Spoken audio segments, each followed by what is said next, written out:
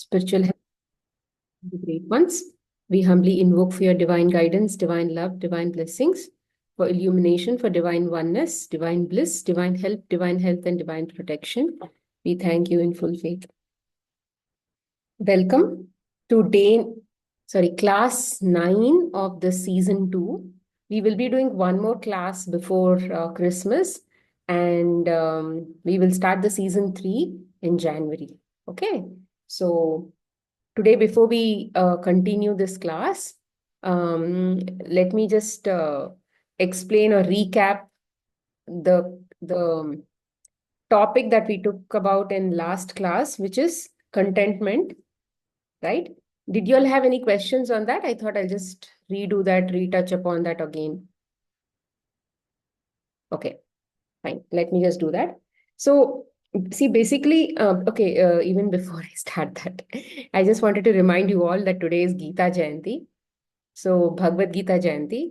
And Gita Jayanti is the birth of Gita. And Bhagavad Gita is actually, it's like the manual for human beings. It's like a user manual for human beings. As a human being, how should a person live? What kind of life he should be leading? So it's like a user manual. Okay. And this Bhagavad Gita is not a religious book. It is, people think it's a book for Hindus, or majorly because it's Krishna who is imparting the knowledge. But Krishna here should be seen as a person or as a soul who had come in form and with shape, God with form and with his shape, right? With shape.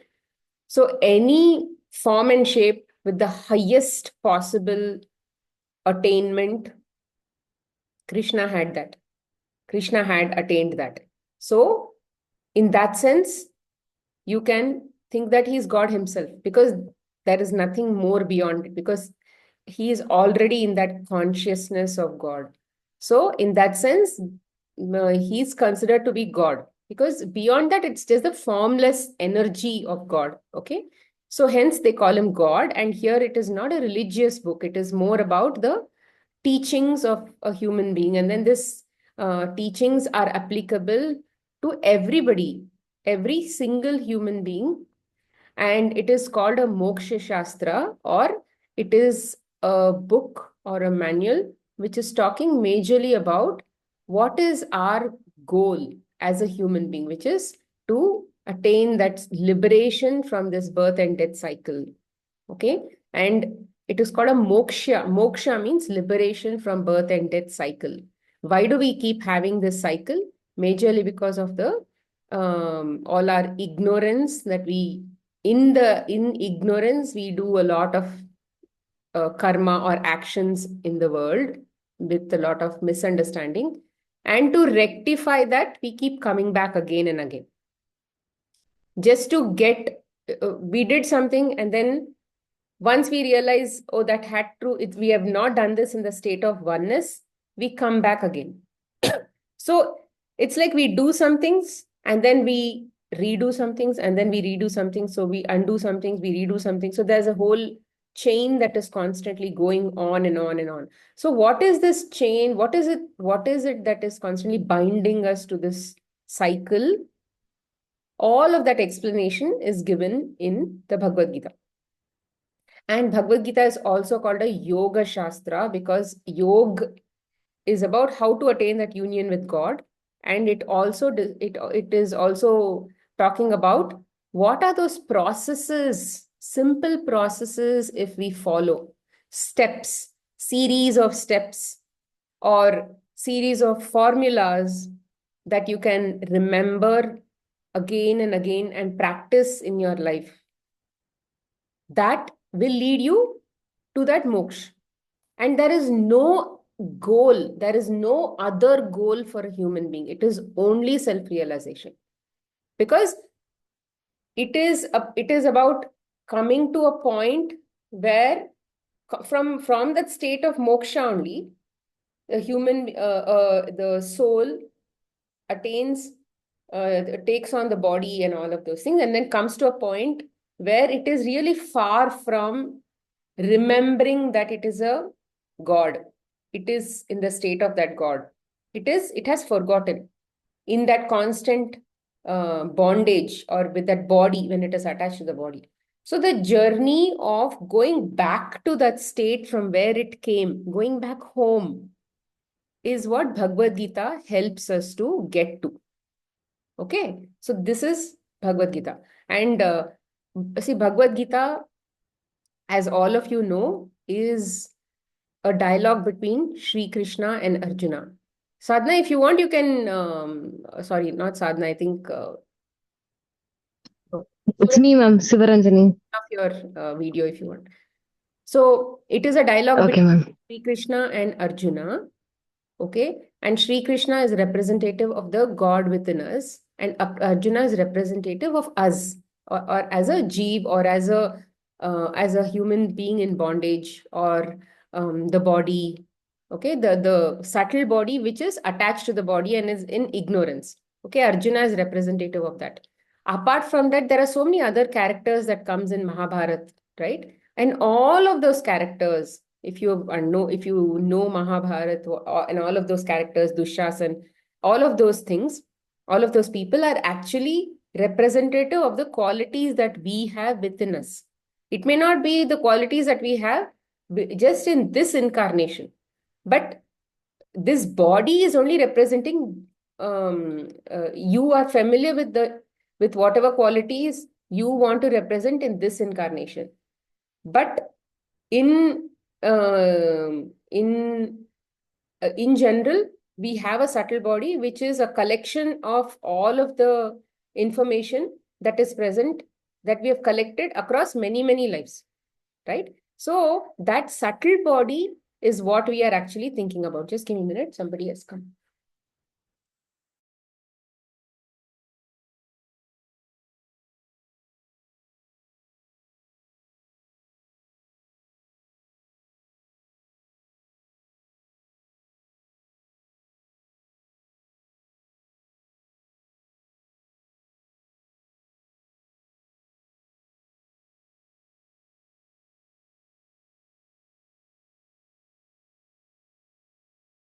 So it is representative of all the characteristics that those people have. For example, if Duryodhan and Dushasan are all of those negative characteristics that they have, you can see that in their character. It is actually within us only. So it is when you look at like the way we look at the pose in our lives, right? And we see them as a reflection. Similarly, if you even Mahabharat is a reflection. When you hear about Mahabharat, all of those characters, they when you study those characters, you can actually see a part of them within you. But when you understand their lives, then you'll be able to understand how if you continue on that path, let's say, for example, Karna was a person who was constantly thinking about, he was in a constant state of lack, although he could have forgotten about it, even though he got everything back, but he still continued to keep thinking about what he did not have. So where did that lead to? And because he felt that he did not have something, who did he support? He followed the path of adharm, and he was opposite to the truth, following a path that was opposite to truth, opposite of Krishna. So where did that lead him to? And every single person who followed a path that was not a truth, which was not following their duties, but which was constantly thinking about what I don't have, how do I get it, how do I bother people, all of those kinds of things we also have. We may not look at ourselves with evil eyes, but we do have that characteristics within us also. So if you have such a characteristic, if you're nourishing such a character within you, such a nature within you, or so those belief systems within you, where will that lead you to, is what Mahabharata talks about. As in fact, all of the scriptures talk about the same. All of these stories, epics talk about the same thing. But Mahabharata itself also talks about the same thing. And here, Bhagavad Gita itself talks about initial chapter of Bhagavad Gita talks about Arjun's um, sorrow, his vishad, or um, his what do you say, limitations. He was a person who was known to be like the greatest warrior ever present on earth, kind of thing. And he was an undefeated hero. But then when God brought him in front of his own people, the war of Mahabharata, the war of Kurukshetra, is a battle between good and evil in your own mind. Okay, even though it is representative of like a drama in Mahabharata in those times, it did happen. But it was actually enacted, or it was staged by Krishna. The entire battle, or all these people came together to set up a stage, and then to show all of the entire all the people who will ever read it after thousands of years. Also, we are still talking about it, right? So it was like a battle of the yugas, and that is happening inside our mind. When you, if all of those characters are actually there inside us, it is also happening within our mind only. How we fight our own desires, how we fight our own likes and dislikes, and all of those things. If you read Mahabharata with that deep conviction, you'll actually be able to relate or introspect which character, which of my nature belongs to this character, or it is representative of this character. Like that. Okay, so it is all happening in our head. Every single day we are fighting the battle of Kurukshetra within our mind, and every single day we are striving to become or walk the path of positivity, right? So this Bhagavad Gita is actually teaching us some of those tools and techniques. Like the initial part of Bhagavad Gita, Arjuna in the first chapter, he says, I can't do this, I can't do that, I can't fight my people, they are my grandfather, they are my guru, they are so great, I can't fight them. So these are his attachments that are talking about. Like when we also say, right, I can't go against my father, I can't do this for my daughter, I can't, like how we have all of these attachments in our own life, and how those attachments, um, in the veil of our attachments, we even forget to do our duty. So Arjuna's duty was to fight the battle of, to uphold dharma in that battle, because if Krishna is on the side of Arjun, it means he's Krishna is on the side of Arjun means within you also cho- God is asking you to walk this path. It's like God is teaching you to walk this path. So for him, he was chosen to be the person to fight the adharma, or non-righteousness. The battle of righteous versus non-righteous. So he was on the side, God was on the side of righteous, truth, and all of that. The Pandavas represents the superior positive qualities that we have, and the Kauravas represent the negative qualities that we have. And in the end, who won? Who did Krishna support? Who did Krishna be with? See, here Krishna did not fight at all. So what does it mean? It means God inside us doesn't fight, but he is his energy is always supportive of what? Wherever his support is, that part of you will win, and it will actually grow, and it will win the war, which means that will be your that will be how you express yourself. So this is Mahabharata. And then there are lots of the entire 700 shlokas of Mahabharata. When did this get staged? When uh, Arjun and Krishna were in the battle, and Krishna said, I am not going to fight this war. You have to fight. Both the parties, Krishna was on the neutral. He was on the neutral side. So he was in the neutral. So he said, okay, one person, Duryodhan was the commander in chief of the other army, and then Arjun was on this side. Both were cousins, of course. So cousins are fighting. So which means good and bad are both related, right? They are coming from the same person. So they are all coming from the same family inside us only. So which is cousins. So they are fighting. And Arjun gets the first chance, and Krishna says, what do you want? Do you want me, or do you want my army? So he says, I want you. Even if you don't fight, it's okay. I just want you. You just be with me. That's enough.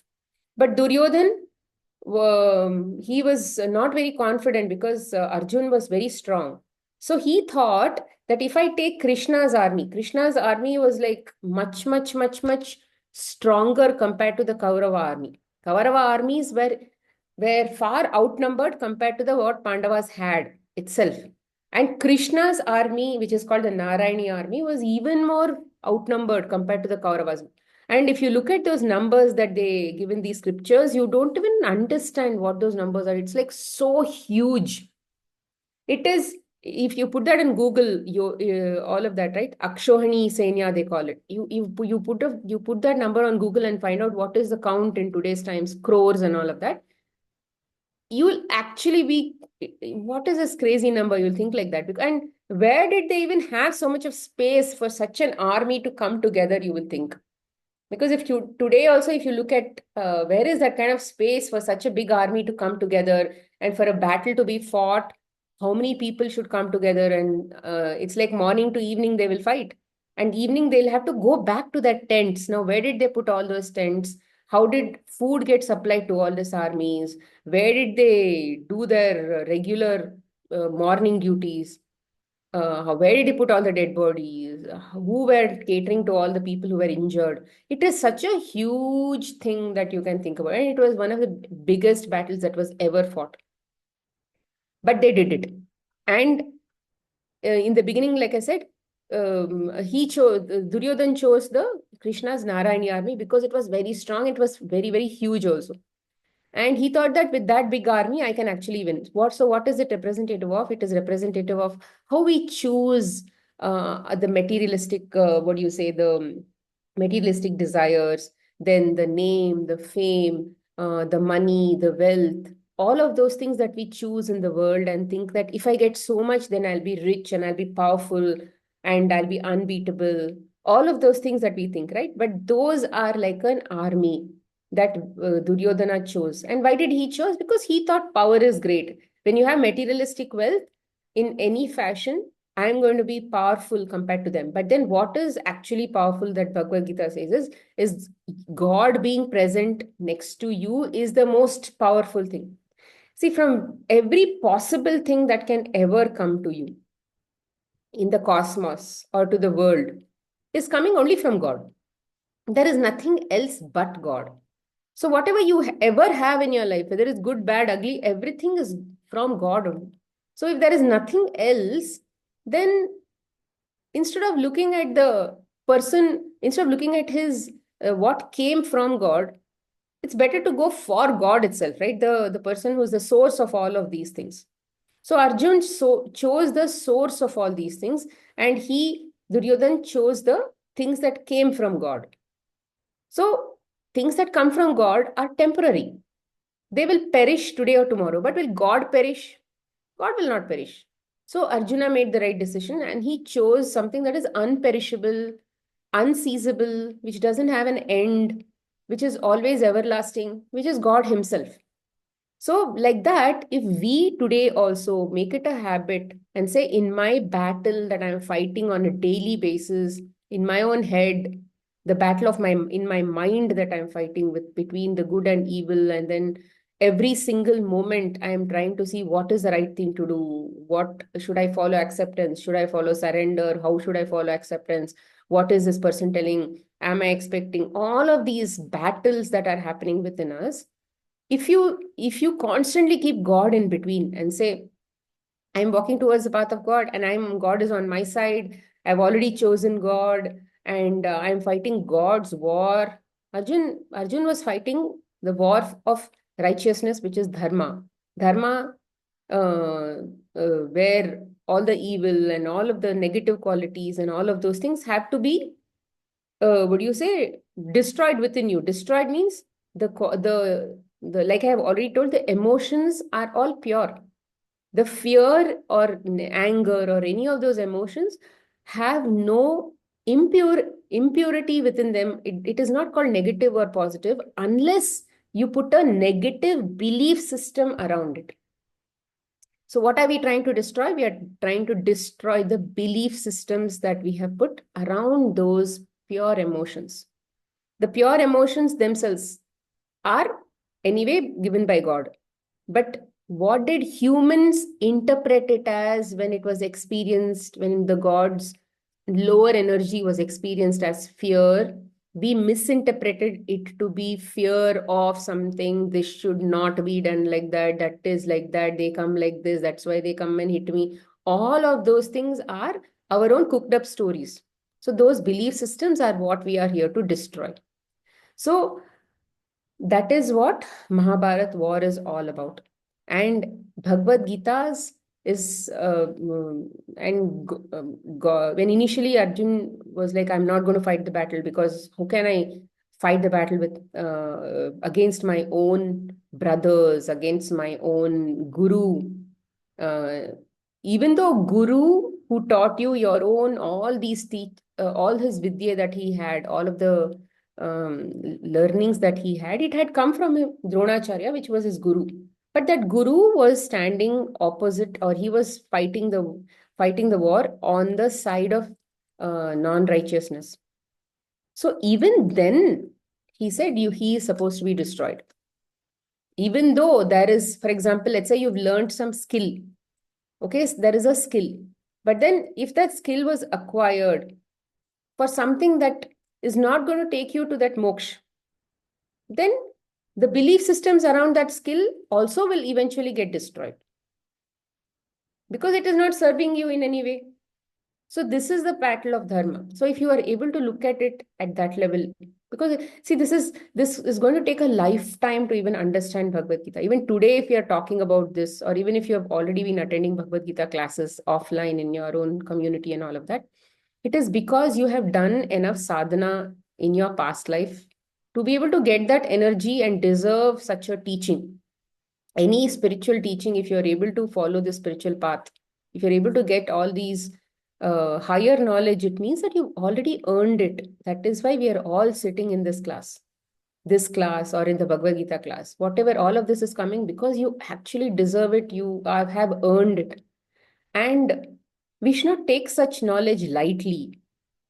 If you are already eligible to get knowledge, it means you're already eligible to even practice it. So even if we are able to practice 5% of what has been taught in the entire Bhagavad Gita book, that also is going to take us forward towards a better life in future. So it is not going to be wasted at all. It's not like whatever you did in this life is going to be like wasted and then again you'll have to sit and do in the next life. No. But all materialistic stuff that you did will have to be repeated. But what soul related stuff that you did will actually be carried forward to the next life also. Okay. So hence it's important that we what do you say, take Bhagavad Gita with that seriousness. And if you have an opportunity to listen to podcasts in your own language, you know, your elders, your friends, somebody might already be knowing about it. So inquire and then either attend classes, or in the online also there are lots of material that is available. So even if you start doing anything from your side, over time you will be able to get a teacher who will be able to resonate, who you will be able to resonate with. It's not like here when somebody is teaching Bhagavad Gita, it is big, and Krishna is channeling all of them. Okay, they are channeling Krishna. Every single teacher is channeling Krishna only. And if you are listening to some class, it is because you are ready for that much of knowledge. Somebody else may understand something else. You may understand something else. Or you may not at all understand. You may even sleep off in the class. There are various different things that can happen in such classes. And whatever happens is happening for your good. You are still progressing on that path. So I would say that if you're attending any such class, just even if you don't understand anything, just go there for that energy. The energy is already positively, what do you say, growing you. Okay. So, and go there with that humility. Don't go there saying, oh, yeah, they've already done 5 chapters. So, will I be able to understand? What about this? What about that? I didn't understand this. They're not allowing me to ask this. When typically, if we have any such complaints and all of that, it's like you complaining about God Himself. And God exactly knows what is the right thing for you. If you don't have such a class today, it is because you still haven't asked for it, and you have not even applied uh, in what you say requesting for it. So what I personally feel is you put your effort in reading it yourself. Start off, because this is an information age. There is no dearth of information available on the internet. You put your effort and start doing it, and the right teacher who's right for you is going to show up as a class in front of you, and then you apply for those classes, and then it will work out for you. In fact, let's say one class came up, and then if you attend that with a like a diligent student, which means you are not missing classes. Even if you miss classes, maybe you're looking at the recording again and again, and then you are contemplating on what has been taught in the class. At least you should start applying. See, some of these knowledge, it's like my teacher keeps saying that it's like a washing machine. You just can't keep dumping clothes into the washing machine and expect it to run. Okay, it is not going to work over a period of time. You have to be able to practice that knowledge. Without practice, all spiritual knowledge is a waste, because every single spiritual practice, whether it is meditation, chanting, anything, will just raise you to that energy where you will be able to understand what is happening, what you should do, and all of that. So once you've understood what you have to do, what the teachings are coming and you're understanding it, then it means that you have to be able to apply that in your own life. And if you put that effort, show that conviction towards Bhagavad Gita or any of these spiritual practices or teachings, and then put that in your own life, then what you can, if you do, then God will help you do what you cannot, because he has found you to be a very would you say disciplined person. He is seeing that you're trying your level best. You're like trying and trying and trying, and you're not willing to give up.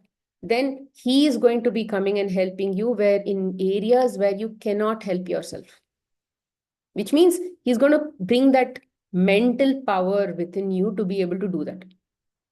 When I say that he will come and help you to do what you cannot, it means that not somebody else will come and do for you. It's not physical. And Bhagavad Gita is all about the mind. It has nothing to do with the physical.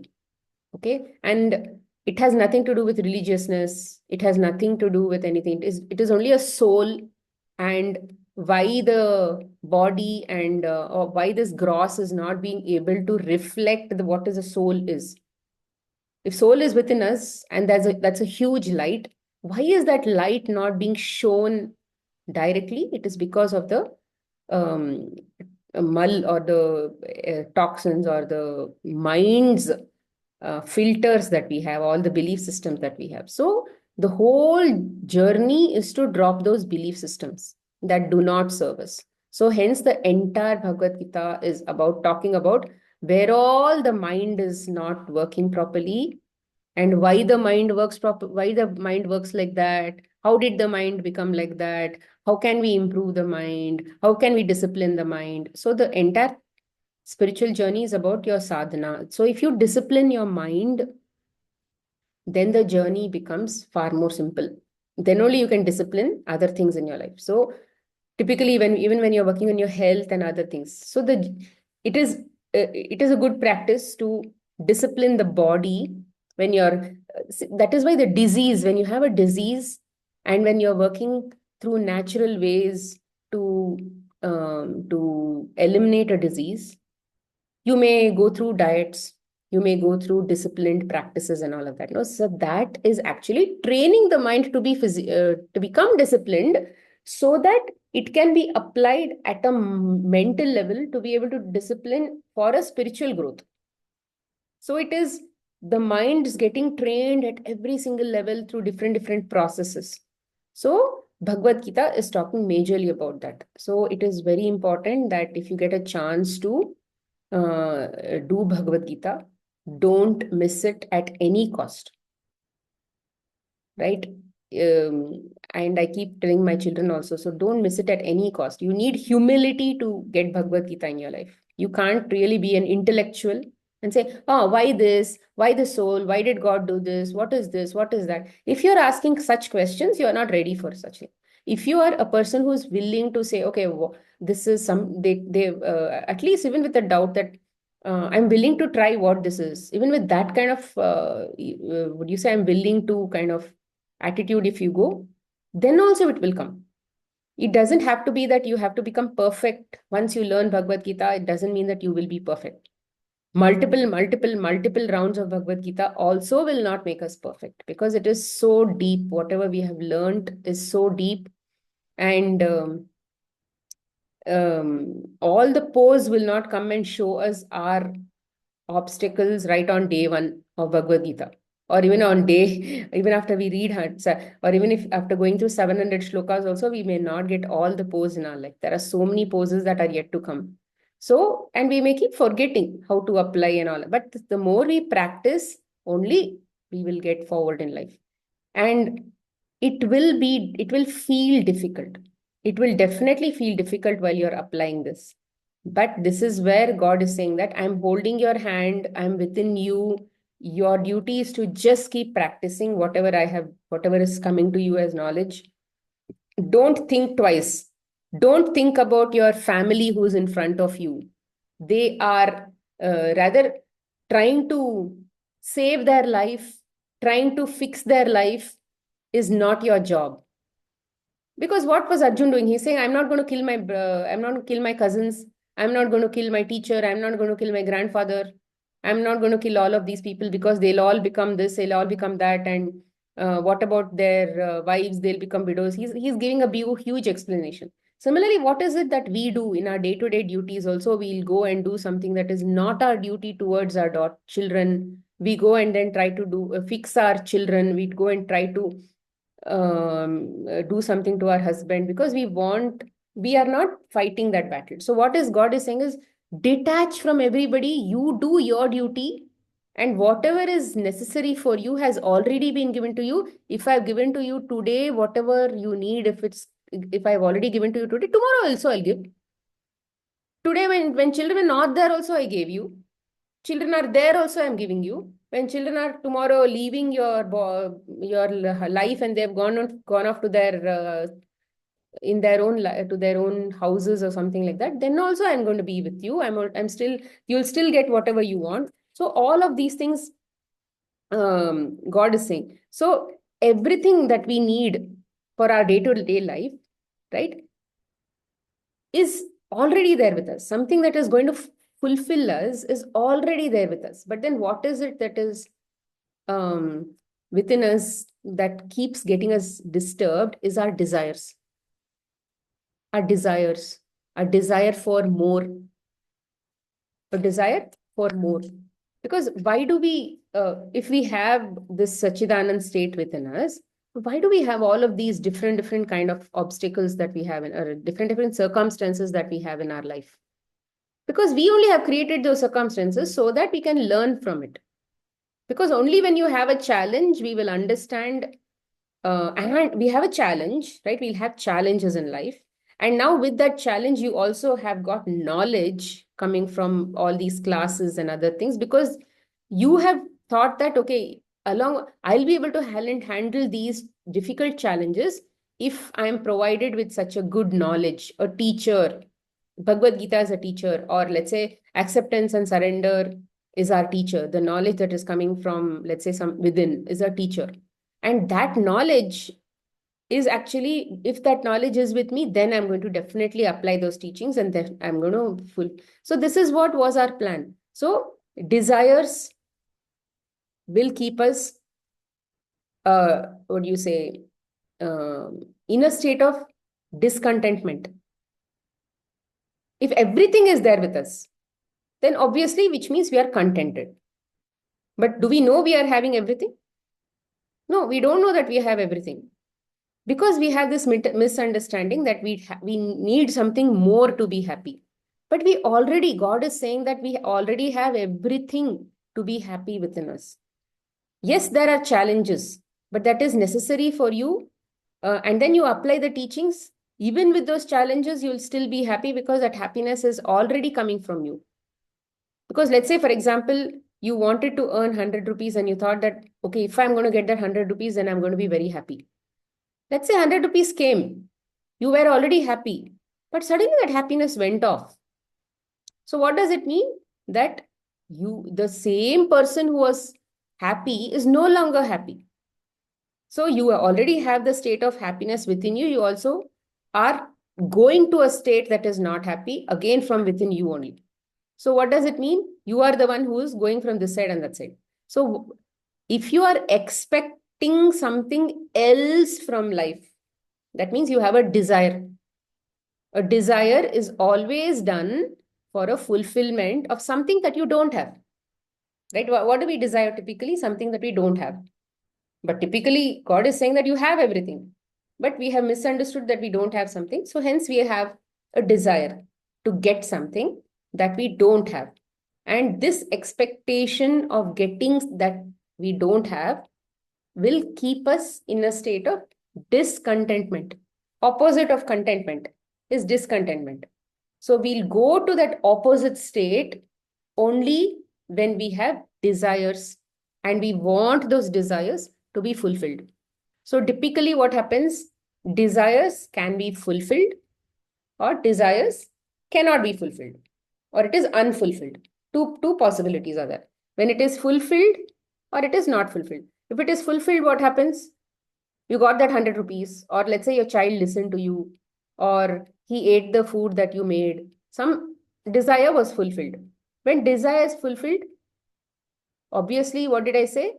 Today you are happy, tomorrow again you became unhappy, or your that happiness is lost. So what does it mean? Again you switched back to that state of I don't have something. So you'll if the desires, even if they get fulfilled, you keep going back to that original state of I don't have something, because that is an automatic loop. Desire will go back to that state of I don't have something, because I don't have something has become your typical behavior now. So once you keep going back to I don't have something, I don't have something, one desire will go lead to one more desire, one more desire will go lead to another desire will go lead to another desire, so every single time you run behind a desire, it's either fulfilled or not fulfilled. Fulfilled means you'll go back to another desire. And if it is not fulfilled, what happens? If let's say, if you expected happiness from a POSC, from some people or from some things or some circumstances or some experiences, you wanted some happiness. And if that happiness is not met, which means you were in an apprehension of happiness. You were expecting some happiness from something. If that doesn't come, then you will become unhappy, because your expectations were not met, so you'll be unhappy. So if the desire is not fulfilled and you are unhappy because of the desire not fulfilled, then from a person you'll be unhappy, from anything, any object that did not fulfill your need. For example, let's say you ate lemon rice and you expected that lemon rice to have that perfect tanginess, perfect salt, perfect spice, perfect tadka, perfect crunch of the peanuts and all of those perfect stuff. Then if something is not there, tang is not there, or this is not there, that is not there, I expected this lemon rice to be like this, but it turned out to be like that. So from a thing, also you can be unhappy. Or you ate some food and then suddenly you had a belief system that I ate this food, but it ended up giving me a stomach pain. So it gave you unhappiness. So like this, if any desire is not fulfilled, it will go to unhappiness like this. And from people who did not fulfill your expectations, and from things which did not fulfill your expectations, from circumstances that were not favorable for you, but it became unfavorable for you. It did not match your expectations again. And then even circumstances. So all of these things, POSC for that matter, can lead you to what? Sadness. It can hurt you and you can be sad. You can probably be in bodily pains for that matter, or you'll be in fear. It'll create a fear if something is unhappy, or if somebody is, let's say, angry with you, or if somebody is not treating you properly, then what happens? You expected him to treat you properly, but now he's not treating you properly. He's disrespecting you or whatever. He's shouting at you. That person is not meeting your expectations. So now you'll be unhappy. he probably is hurting you in some way, and you'll also be in fear. You don't want to go in front of that person. So there could be many possibilities, but again, like I said, desires are having two possibilities, and both the possibilities will eventually lead you to only unhappiness. If they are fulfilled, also it will keep coming back, coming back, coming back to the same point.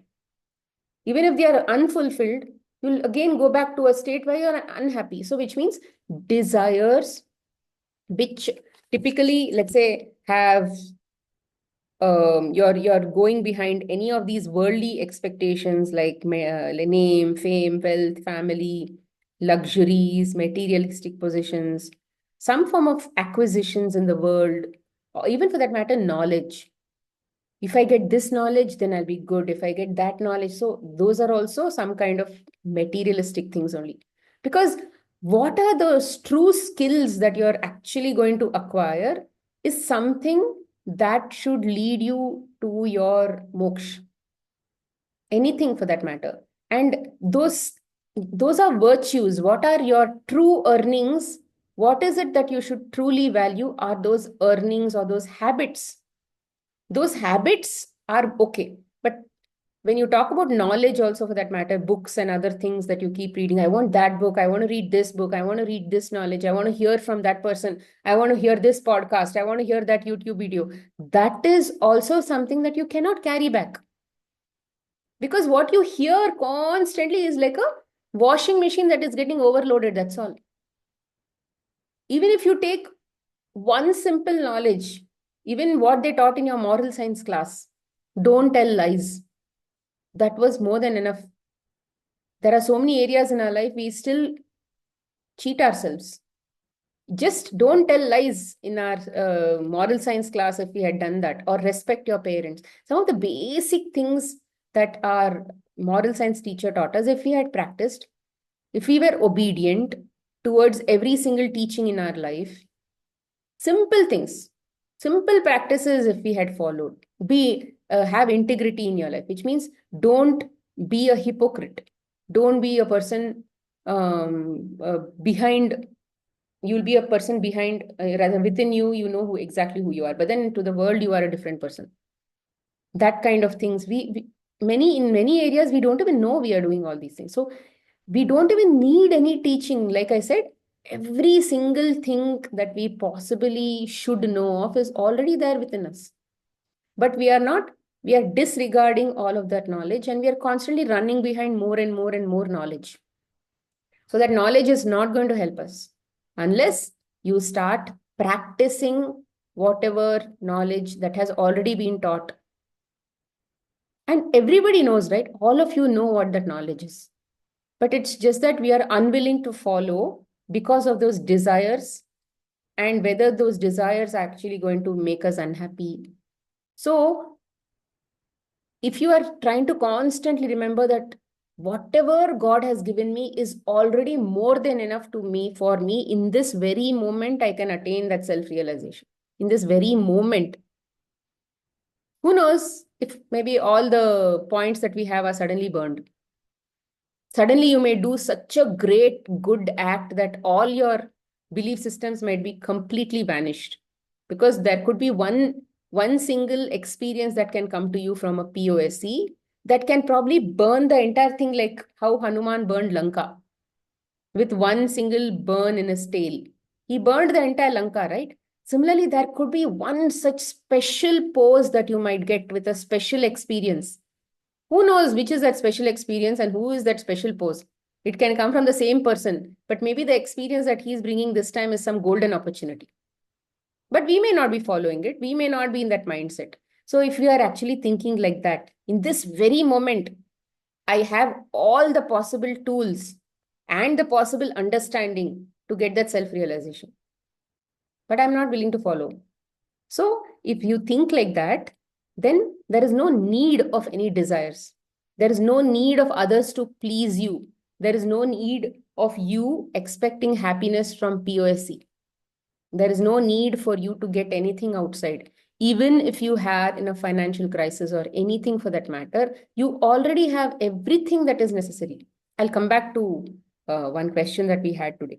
Okay. So this contentment, that self-contentment that we have towards our own self is very important. And the very first thing that comes as an obstacle is the desires that we have. If not for the desires, we are already a contented person. But because we have the desires, we always remain not contented. And because we are not content, it is difficult to practice acceptance and surrender. What is acceptance and surrender saying? You have everything, accept it, that's enough. You don't need anything else. Everything that is possible, all the problems that are you are seeing in the world is actually coming from within you. So then what are you running behind? Why are you blaming the world? All of that we tell. So it means acceptance is also coming from a place of contentment. And then what is surrender? You're saying, hey, depend on this person, depend on this God who has already given you everything, who has already given you, like who's the one who's managing the whole world. So if he's the one who has this big picture, why don't you trust him? Why do you have to fight for your desires? And we know the desires coming from a place of lack. So even if you're desiring an outcome, and if that outcome is being requested from a place of lack, it means that you're also trying to dig your own grave. Maybe God was planning to give you something better, but because now you're asking for something inferior, maybe you've just missed an opportunity of experiencing something greater than what you could have imagined. So surrender comes from that. It's saying depend, forget about the outcomes. Just focus on your duties. Just focus on just doing your duties in the, like as a mother, do your duty, as a mother-in-law, do your duty, as whatever it is you are playing in terms of teacher, husband, daughter, wife. Just do your duty.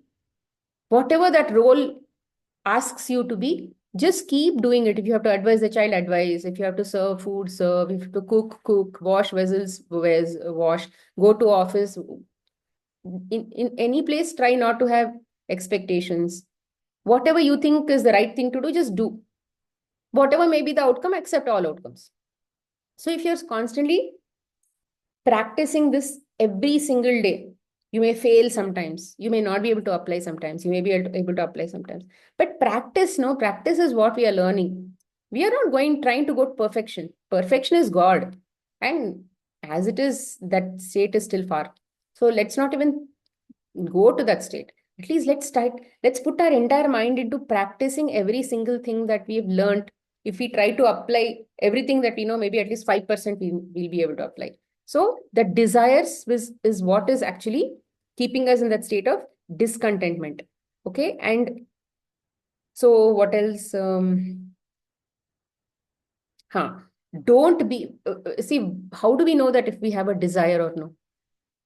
Whether it, because we don't know whether we are thinking about, hey, maybe I need it for my self realization. It may not be a desire. How do you know? It is because you are thinking about outcomes. When you have a desire, you are usually thinking about outcomes. But if you have a desire for moksha, or if you have a desire for God, that is good. That is what is okay. Because there is no expect, you don't know when that outcome is going to show up, no? You don't know when moksha is going to come. You don't know when this is going to come. But this, let's say if you have a desire in the world, there is some possibility that it is also going to die at some time. Because if you're asking for something that is perishable, that means your desire is also perishable. It is not a permanent desire, no? But your moksha is a permanent desire. So if you're asking for a temporary desire fulfillment, where that object or that scenario or that circumstance or whatever it is that you're expecting is going to have a shorter lifespan, that is not worth fighting for. Even if you are, why do we think that we are unhappy today? Because we think that we don't have everything that we ever need for our living. Why do we feel like that? Because we compare ourselves to other people. We feel that somebody else is living a better life compared to me. Or if I had something, then I would have lived a better life. We are not satisfied with our husband. We are not satisfied with our children. We are not satisfied with the money that we have. Every day we are getting food to eat. We may not be having, many of us may not be having, let's say, money to buy dresses every now and then. Ah, yeah, I like this dress, let me buy. We may not be like that, but that's okay, no? It's okay to have a life where we are just living with 2 or 3 pairs of clothes. It is okay. Maybe somebody else can buy more. But so what? A person with 3 pairs of clothes and a person with 100 pairs of clothes still have to work towards a self-realization. Same process. So what is the point?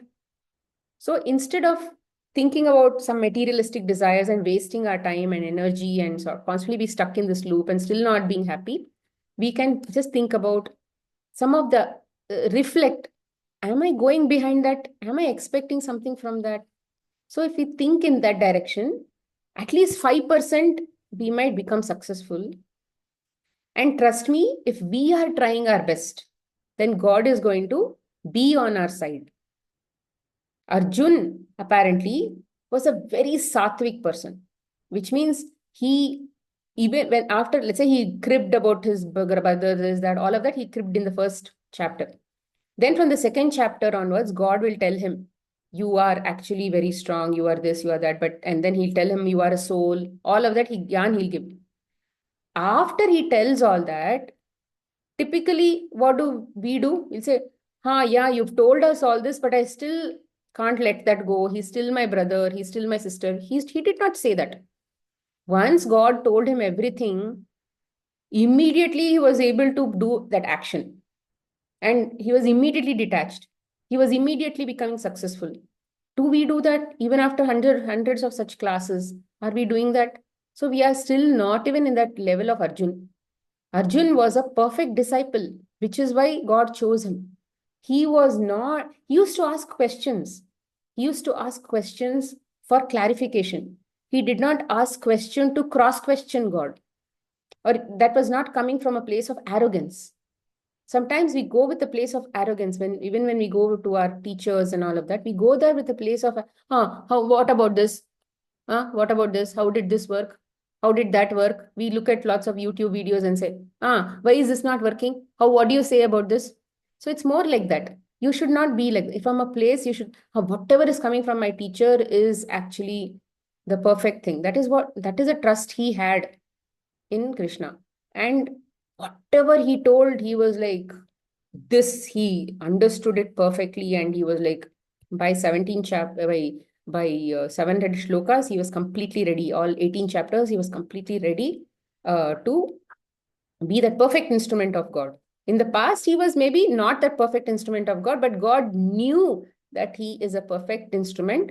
All that he needs is some amount of clarification, like people like us. And then once you are able to get that knowledge, and then you are willing to apply in your day-to-day life, and you are able to fight all of this thing, then God is telling, I will come to fight the adharma that you are also standing for. If you are standing for something, a belief system that is not working for you, and your pose is showing you that, hey, this belief system is not going to be working for you because it is giving you unhappiness. It is not keeping you in that state of contentment anymore. It is not satisfying anything. It is keeping you disturbed. So you have to let it go, which means you have to let those attachments to those belief systems go. Those belief systems are like some relative of that Arjun who was fighting in that war in the opposite side. Thousands of people were fighting in that war on the Kaurava side. He fought all of them. It means that God was helping through Arjun to fight different characteristics and belief systems within us. And when we drop the attachment to those belief systems, how do we drop? When that happens from a POSC, we should be able to think from by standing next to God and saying, okay, I'm going to follow your teaching, and I'm going to go against my own cousin, and I'm going to go against this person. I'm going to go against that person, my teacher, my brother, all of that. So he killed all of those people, which means our belief systems also have to be.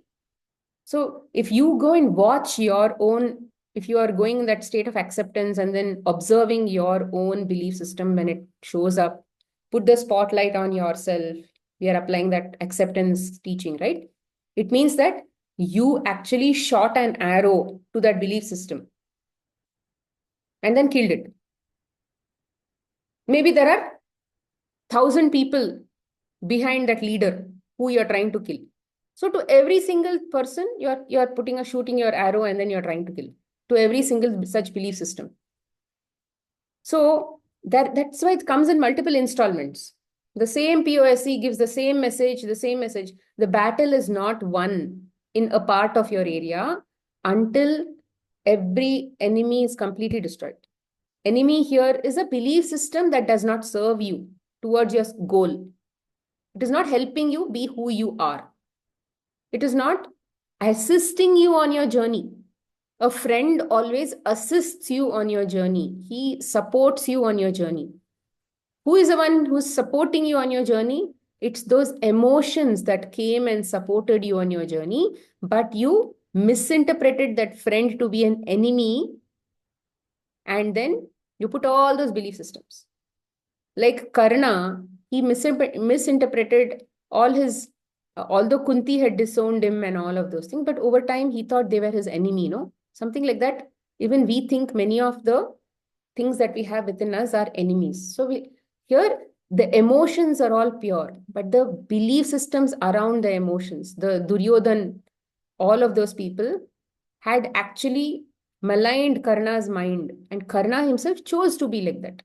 So like that, we have those belief systems, even if they are, the emotions, even if they are pure from God. He said, go experience. It's a different flavor. It's like chili, but then just experience the chili and just understand what chili feels like. That's what God told us.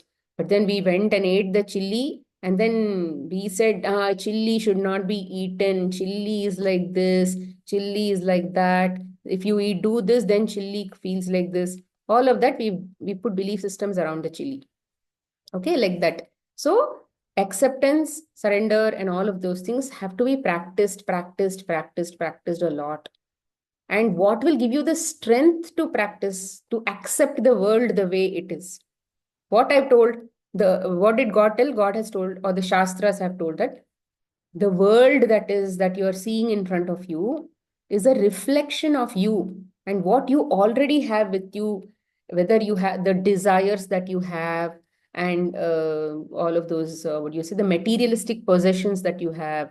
Everything has been given to you so that you can understand your areas of lack or areas where you need to work on. So everything is already there within me, right? So what, when we are not able to see it, when the mind is not willing to see it, it means that we need God with us. Like we are choosing God's army, thinking that we are going to win the war. But we did not win the war, no? Did we win the war? In all these times, did we win the war? We have not won the war. So, but now, after getting all these teachings, if we say, yeah, I am going to take Krishna on my side, I'm going to take God on my side, and we are going to, let's say, yeah, if I'm not able to understand why my husband is behaving like this with me, yeah, I'm sure he's behaving like this maybe because God approved his behavior. Rather, this experience is coming to me because it was approved. At a soul level, it was approved. And that's why it's coming to me for teaching me something. It is trying to show me something, but I'm not understanding it. So what does it mean? It means that you don't have that connection with God to be able to understand. God is giving you Bhagavad Gita, but you're not able to receive that Bhagavad Gita. So what should we do? We need to chant and call God, look for God, ask him to come to our life. And that is where chanting helps. So the more and more you chant, it is like a petrol. So it's like the petrol that you need in your life to be able to apply whatever teachings you're learning. If you're not able to apply, that means that strength is not there. God's connection is not there. So which is why chanting has to be done on a day-to-day basis. And why chanting? You can do meditation, you can do many things. For me, in my opinion, meditation is a higher form of practice. it's not a process. Meditation is not a process of sitting for elongated periods of time. 1 hour I'm going to sit and then focus on my breath. Yes, it is good. It is very good. That is a perfect practice. But we may not be there yet.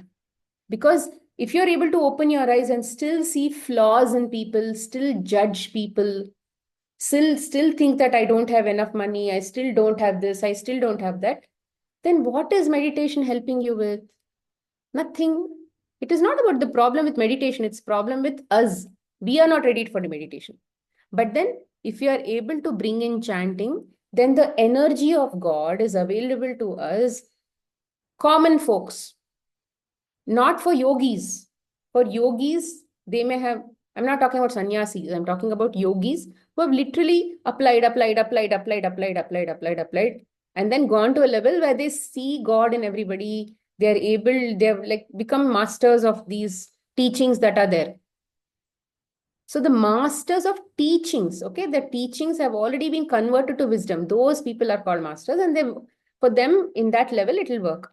But then, if I am able to open my eyes and I'm not able to understand the POSC, and I just want to run away from POSC and sit in my meditation, that is not the purpose of meditation. In the purpose of meditation is you feel that everything is perfect in my life, and then you like and you sit like this. Are you ready? Are you in that state? No, I'm not in that state. I'm definitely not in that state. I should be able to just forget about the world, detach from the world. Whatever is happening in my life is perfect. It's perfect. God will take care. Am I there yet? I'm not there yet. If somebody has to call me, if somebody has to wake me, they'll anyway come and call me. Oh, no, no, I have to make coffee for them. I have to make breakfast for them. I have to make this for them. So many to-dos are there already in your head. So in this state, meditation is a practice where you're listening to God. You're not talking to God. Where you don't have anything to ask, where you don't have anything to say. You are just, God has so much to talk to you. It's like you are empty, or you're at least nearing empty. Yeah, at least I'm not there yet. That is why I'm teaching chanting. I've done all sorts of meditation practices, but then for me, it did not. I just felt that I'm still in the same place. But for me, when I'm chanting, I felt that I'm doing something. I'm able to rather connect to God in some form, and it really helps. It really helps if you keep. It's like so many thoughts. We think about our husband and say, oh, he's like this, she's like this thing is like this, office is like this. Thousand thoughts of discontentment. Let's say 24 hours, 16 hours. In that 16 hours, 14 hours, if you're thinking only about discontentment in your life, at least in that 1 hour, if you can focus, or 1 hour you put in chanting. That 1 hour chanting you put, you'll actually get so much of awareness because energy is earned. You get so much of awareness. And then in so much of awareness, if you're able to apply that in your day-to-day life with the teachings that you have, then that will actually help you. Then the same energy you applied and all of that, no, because you've applied and all of that, again there you'll get energy. That energy plus this energy, then more energy from tomorrow, then again apply, then you'll get energy. Even if you fail to apply in some areas, net you will still be gaining. So like this, you need to keep earning and going. You can't go on deficit mode. If you're always on deficit, then you're always in that same discontentment. So if you have to be in that positive energy state, and that energy is coming to be able to apply on a daily basis, it will also really help you. And for this, you don't need to sit somewhere in one corner and all of that. Even while doing kitchen work, even while doing office work, you can actually do the chanting. Even while taking bath, you can do. Even while doing potty also, you can do. Because God is everywhere. Even in that hand faucet, God is there. Even in the commode, God is there. So God is in everything. We can't say that this is bad, that is good. So I'm just willing to take God's name with that, knowing very well that He is everywhere and he is going to come for me at any point in time. Because he's within me, no? Even if I'm sitting and doing potty, he's still within me. Is he running away from me? Am I dead in the toilet? No. So, like this, if you are having that uh, undiluted opinion about God, then he will also come in that undiluted form to you. In what form you call, in what opinion you call, whatever belief system you have with God, about God, the same belief system he is going to come to you. So don't have any biases against God. He just be willing to understand that he can come to you in any form, any shape, anything you can call him. There is no there is no impureness about God. You will not make God impure at any point in time. It's our mind that and belief systems that makes anything impure. So be willing to bring God or take Krishna's side at any point in time. So if you're on his side, if you're saying I have done all these worst things in my life, but still today I'm going to fight on the side of the Pandavas, or I'm going to I'm going to go onto my positive side and I'm going to work towards my positivity.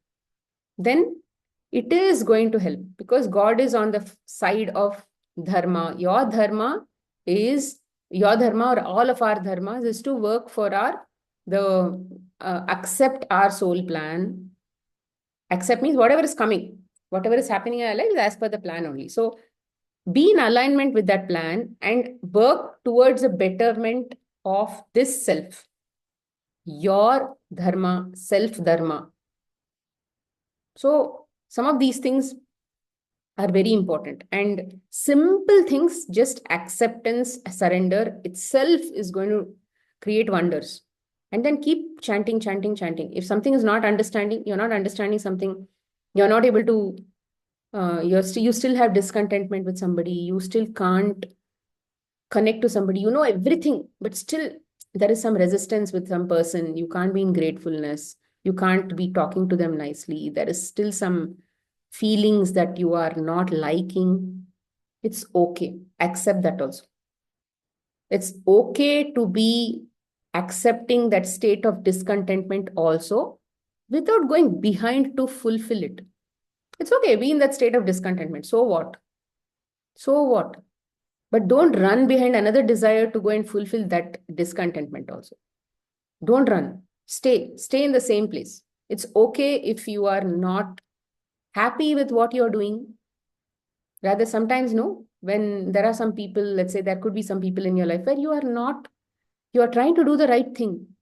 You're trying to be nice with them and all of that, but inside there is still that not so nice feeling, that it's not true feeling that is coming outside. Because we are not in love with anybody in this world yet. So I'm sure we are still not having that feeling for anybody in this world yet, because there is some form of lack somewhere. When you're still feeling that, it's okay to feel that, but you still should still do the right thing. It's okay, do your duty, be nice, say the nice things, tell the right things, be respectful, be truthful, do some of these outwardly acts at least. Physically, whatever you can do with your mouth, whatever you can say, do with your hands, do sincerely. Over time, that emotions will follow, because emotions are the next level. Only when the body has practice, the mind will actually be disciplined to go with the flow. And then you're chanting also on a daily basis, it will follow, all of that will follow. So don't think that, oh, I'm not feeling something, I'm not doing the right thing with that person, why am I feeling like this, why am I feeling like this, why can't I do the right thing, why am I not grateful to that person, why am I not nice to that person, why am I so fake? It's okay. Accept that also. This is what is called self contentment also.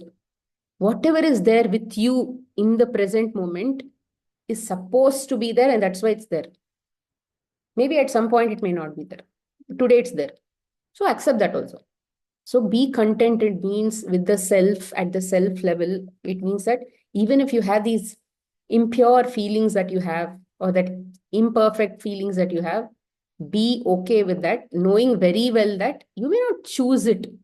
You may not want to be like that, but still there is a reason for that to be there, so that you can physically keep doing something or the other Wherever you feed the right thing, whatever you can do. You may not be able to talk nicely to that. You may not be able to say, oh, come, I'll hug you, all the sweet, gentle words, all that. You may not be expressive to that person, but still do the right things. Sometimes with our in-laws or something like that, we may not be able to, maybe we have a baggage. We may have a baggage, and then we may not be able to like be pally-pally with them. But then you know that what is the right thing to do.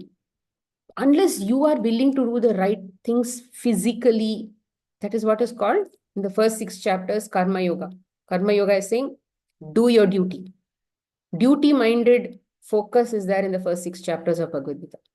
If you're not willing to do your duty, that feelings will not come there in the next 6 chapters, which is bhakti. So you cannot you will not become eligible for the feelings unless you've given your best and said, God, I am going to do whatever it is that is supposed to be done because you gave me this work. So I'll do it. Unless you are willing to stay there and do your duty, God is not going to come and give you feelings which is Lakshmi or the sense of abundance or that prosperity, all of that Shri part. The first part is that Narayan part. The Narayan part, which is more of Karma Yoga, or the action, pure action with full surrender, no expectation, that kind of thing, which that's service minded thing is all there in the first 6 chapters. Why, what, how, and all of that is the next, the feelings part, the true abundance and the everything that we feel truly nice and all of that will come in the next 6 chapters. And until we are doing the first 6 chapters and applying the first 6 chapters, the next 6 chapters, that feelings part that we want now itself will not come. We want it now itself, no? Don't we say that, oh, I want to be feeling really nice when I'm talking to that person. It will not come. How much ever you want, it will not come because you have not done your first part. And that first part is very important. That's why I'm saying, even if you don't like it, do the duty and be happy doing duty.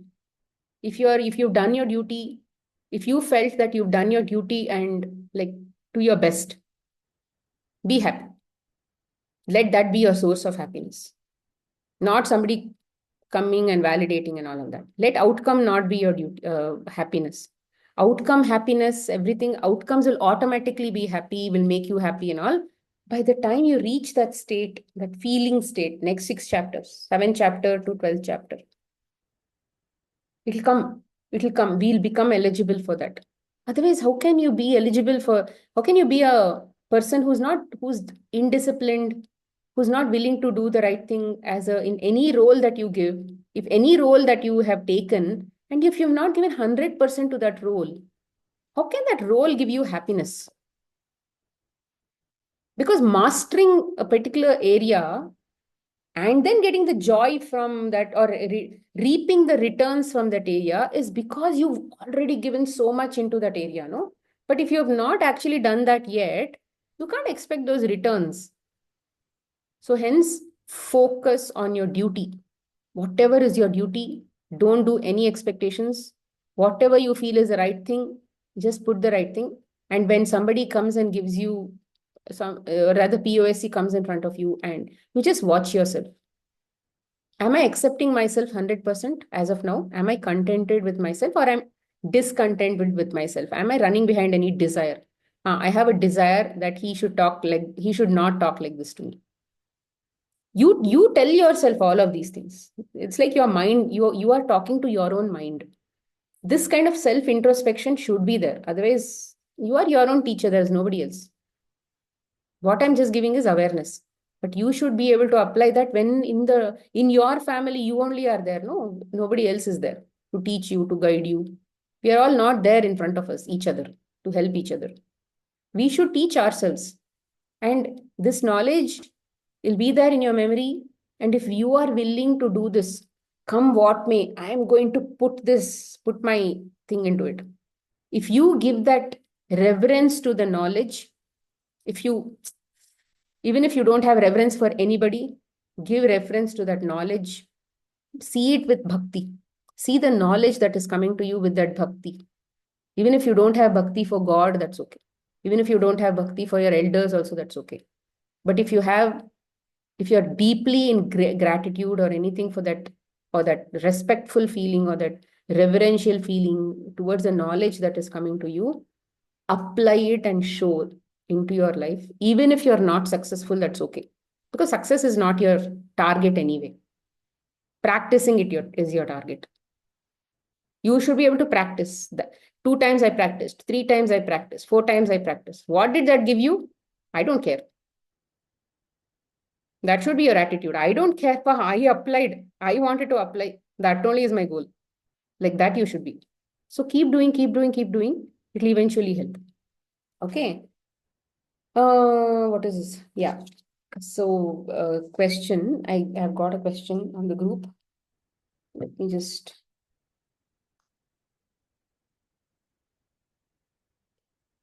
Okay, my husband closed his business since 11 years. So from the capital, we have spent the money for monthly needs. We are living in our own house. We have a son who has graduated, and so the son has finished his studies and he's doing his internship, or he has completed his internship, looking for a job. So whatever savings they had, it got over, and so the wife is doing the catering business. Okay, and this income apparently is not, she feels is not enough.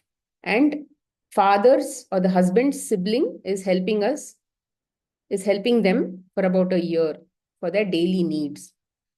So earlier she used to worry and all of that, but then over a period of time, as all the spiritual knowledge and all that came, she started becoming a little bit grateful for everything that was happening. But then still there are questions that keep coming. So what are those questions? For my home and personal needs, can I write and ask God? So then I accept my fears now, and I've written the fears. And then I believe in my mind that God knows what I want and God is giving me. But on the other side, ask, believe, and you will receive. See, typically, um, if if you are able to resonate with ask, believe, and receive, it's like you are like this go-getter in the world kind of person. Then that is the knowledge that is going to resonate with you, because nothing else will enter your head. Surrender will not enter your head. Acceptance will not enter your head at that time, because it doesn't make sense to you at that time. But then if some of these things make sense to you, it's you feel like, yeah, this is what I want to follow kind of thing, then this is what you have to do. And it's see, so as you get this higher form of knowledge, no, it means that you are already ready for it. And it takes a lot more courage to walk this path. The path of the soul is takes a lot more courage than the path that is going to give you materialistic wealth in the world. Even if you ask, believe, and receive, let's say you got something in the world. Do you think that happiness will last? Because you have a tendency to learn from this sort of lack. That lack will keep showing up in your life, no? That is what the world is about, no? Reflecting what you are. And even if you get what you want, how long will that happiness last? It will keep coming back. So the whole point is, hey, even if I think about it right now, then in the long run, I'll again come to the same point. So what is the point of even, so let me as well practice whatever I have to practice later now itself. Or rather than, let's say, trying, well, I'll try that. Let me get whatever I want. After that, I will try this surrender acceptance. Then that you will again, at that point also, again, you'll say, oh, ask, believe, receive. Again, you'll go behind something else. So that is like a moving goalpost. You're going behind something.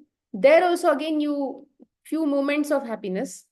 Again, you're in the same, back to the same point, back to square one.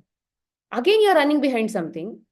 Again, so what is the world trying to show you? The world is trying to show you that everything is mithya, and you are not going to catch that Mrig Trishna or that mirage. You're trying to run behind a mirage. You did feel that you're actually entering water, but that water did not, as soon as you went there, you realized that was not water, because you ended up in the same mindset again. So repeated practices of ask, believe, receive will eventually bring you to a point which says that is a Mriga Trishna. And until you practice that, you will not understand acceptance and surrender.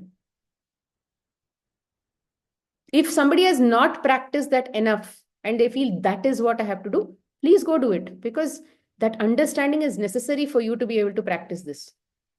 It is not wrong to go behind anything in the world, because there is learning there also. But if you are not able to do that, it means you are already done with that.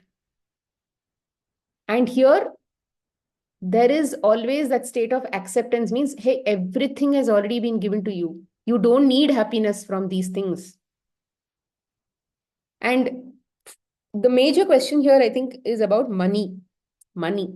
The sense of lack that is coming from maybe not being able to maintain the daily needs, or there is a sense of struggle. It's like we are, if we come to that point, if you compare yourself with maybe an affluent state that you lived in the past, where you had everything, and you felt that you were able to do a lot more dishes, and now you're probably just doing a khichdi kind of thing, then you'll feel like, oh, I'm not having enough. But then if you say that that is also a point in my life, and this is a point in my life, it is just a different experience, because I am a Sachidanand state person. I am a person with already that state. In this body, I am not. That's all. In this body, I don't feel like that. But once I'm a person who is passed over after this body, then I'll already still feel like a Sachidanand person only. But again, I'll come back here for some other experience. So it means what I'm looking for is already there within me. Even if a person who has a lot of wealth is also exactly unhappy like you, a person who has no wealth also is exactly unhappy like you. So what is it that is actually common between both of them? It is a desire for more. The person there also is asking for something more, maybe a health. He has wealth, doesn't have health. Here they have health, they don't have wealth. So so they're saying that in the same state itself, you will become happy provided you accept that. So even in gratitude class, we learned, right? In money can come to us in any form. It doesn't have to come to us in this from the same area. It can come to us in any form. It can be in multiple places. For example, it can come from the catering. It is coming from the catering. Although it is not enough, are we on the streets today? No. For the last 1 year, somebody is actually managing our day-to-day necessities. It means that isn't that person God himself? Why would a sibling take care of an entire family? Isn't that person having some divine quality in him for him to be able to do that? That means the God is coming to you through that person. So even though you feel it may not be enough, and you feel that swabhiman, why am I taking it from the brother? I should actually earn it myself. It is not the brother's money. Neither what the money that you had was also not yours. It's coming from the same source. It is coming from God. God is coming, sending some through the brother. He's sending some through catering. So it doesn't really matter from where the money is coming. It is coming to you, no? So you should be targeting to just thank God every single time for every single day that has passed with food, clothing, and shelter. And even when a day comes where you are not having anything, I'm sure He will show a path for people who believe in Him. So, here, the only thing that I wanted to um, tell you is, if from the kind of teachings that we are doing here, I don't think, from your background, I don't think you are a person who will, who is now in a desperate state, who feels that what I'm having is not enough. And do you think if I follow those teachings that I did earlier, the where I'm doing conscious manifestations and all of those things, can I do that and get whatever I want? But still, I don't feel like doing that today in my today's belief system. So it is like you're desperately looking for Krishna's army to be able to win the war. How long will the army last? You can try to win through the army, but the armies will perish at some point. So focus on holding on to God. Even if today you are still in the same state, maybe with repeated chantings, 1 hour chanting, 2 hours chanting, you will be able, see, the focus of chanting should be able to say, everything is perfect in my life. Even that shortage, there is actually no shortage. There is actually no shortage from God's point of view. But from our point of view, there is definitely shortage because there is a sense of desire and lack. Hence, we feel like a shortage. But whatever is there has to be accepted fully, genuinely. Only when you think that I don't have something, then you'll feel that what I have is not enough. But what if you think that this itself is what I deserved for my next level? Unless I accept this step in my or this phase in my life, I'll never know the value of the next phase that is going to follow. Maybe that's one of the most brilliant phase that is going to come into your life. But what if you have to pass a test right now? What if you have to be really deserving to get it? What if you are not eligible to get it?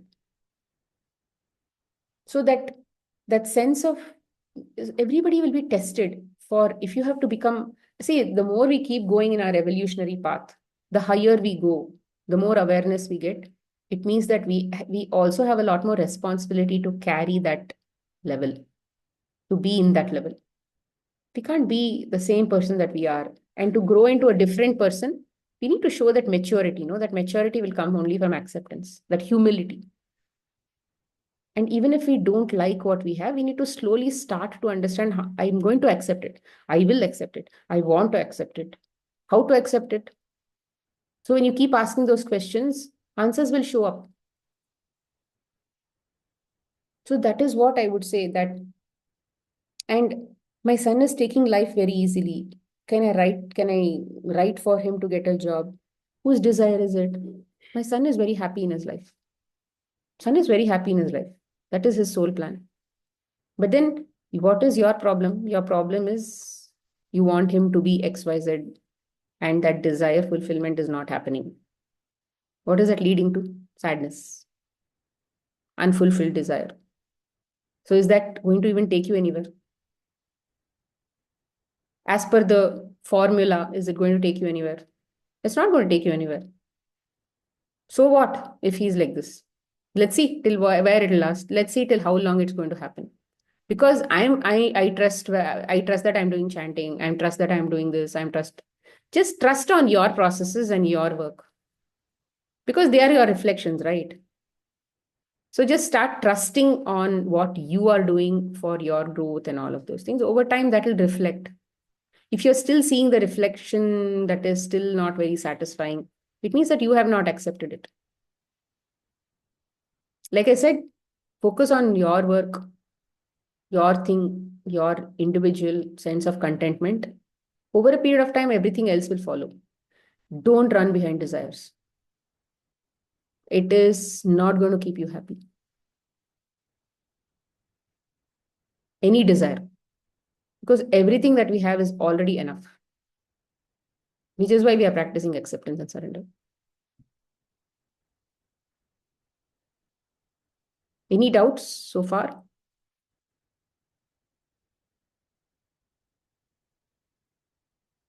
Okay. Yes, Ranjita. Hi, Smita. Hope you're doing good. Thank you. Smita, like when we speak about contentment, are you trying to say that we should not detach or remove ourselves from any of the current responsibilities or duties that we have been assigned to us by God, by ourselves? I remember once you said, any change in our life will happen naturally or even organically in such case. Like we don't even go and try for something. No, you see, Um, desires are not bad. What I'm saying is desires that are making us run in the world, which are outcome-based desires, which are probably not going to, you don't like something, that is why you're running behind a desire. That should not be there. See, you're already very happy. Let's say people, for example, I understand that many people have done inventions and all of those things coming from a state of lack only. But then many people where many desires comes from ideas. It is more inspired ideas. Hey, why don't we do this? That desire is very different than, I don't have this. I think I want that. I want that. I want that. That desire is different. Some are desires which are coming from inspired actions. You're like, oh my God, I got this idea to develop this, or I got this idea to do this in my community. That is a different desire. That desire is more, you don't have anything out, you're not desiring any self. There is no self in that. You're not having a sense of lack. There is no wrong in running behind anything that doesn't have a sense of lack. But don't go behind any desire that is starting from a sense of lack, is what I'm saying. Because there is, because your sense of lack will continue to be sense of lack, sense of lack, sense of lack, even if you can't keep running behind any desire. So what I'm saying is, fix the sense of lack first, come to acceptance. Then once you're in genuine acceptance, the flow of life already knows what you want. It wants to see you happy, but it will give you that state of happiness when you are not in that sense of lack, because you are not going to be able to enjoy that state that you want if you are not in a state of mind to enjoy it. So the universe is trying to bring you to a state of mind, of good state of mind, for you to enjoy what you want only, provided you come to that state first. So it's the mind. You can want anything in the world, provided you should be able to come to that state of mind of acceptance for the present first. To get something in the You mean future, to say I'm see God or whomever is trying to get me into that state, like I'm already in a happy or good state, and not because of the desire that I'm going to look for will bring me that happiness. I'm already have happiness, but still I'm going to experience a new thing. That's it, yeah, right? it's like, even if you're, let's say, you're doing your duty, everything is happening, like I'm happy, I'm contented. Do you think that change will never happen in your life? Job changes or something will never happen in your life, or some new change will never happen in your life if you go to that state of contentment? No, you will be that instrument through which that new change will happen. You will be called for. Somebody, some pose is going to come you and then take you out of that state. Rather, they'll pull you to a new job. They'll pull you to something new. It will happen. But we think that if I don't make it happen, it will never happen. It will happen. That is where that trust has to come.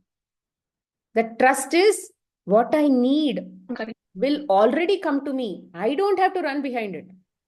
I just have to be in the same place. That same place here is not movement or anything. You're moving everywhere, but the mind should be in the same place. The mind should be stable, calm, accepting whatever we have, accepting people the way they are. That is a hard thing to follow, to be in the same state, which is why we have so much of Veda, Upanishads, Bhagavad Gita, blah, blah, blah, Bible, blah, blah. Everything is there. Why? To make us stay in the same place. To help us accept everything. See, you come here for some experience, but we are running behind some other experience. It's like I've come to Disneyland for some, let's say, all my events, all the rides and all of that. I go and pay money for one ride and I take one ride. But while that ride, I'm waiting in queue for that ride. It is not very easy to wait in a queue for that ride, let's say. I leave that line and I go to jump to another line and I go pay for, I'm trying to see how to get into the line of some other ride. But I've already paid for this ride. So what we are saying is, hey, you've paid for this ride. Stay with this ride. Let the ride get over. Maybe if you are not supposed to go on this ride, they'll give you back that money. And then they will say, hey, you couldn't attend this ride because the machine is faulty or something. We'll give you an upgrade for that ride. But what we wanted to go to that ride, but they only gave us an upgrade to that ride without money. So that is surrender.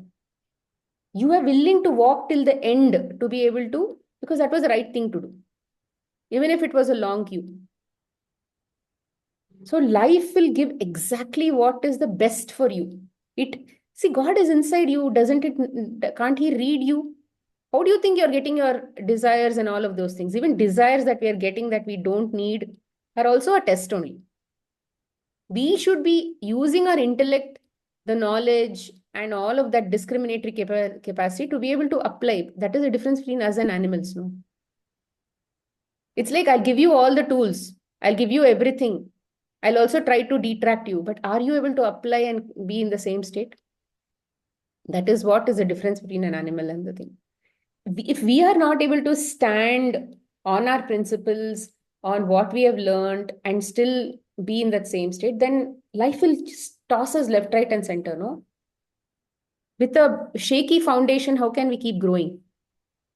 So in all of this learning, our foundation is becoming very strong. Tomorrow, if you have to go to a higher state, become an ascended master, become like Ramana Maharshi, and then start teaching people, what kind of person you should be?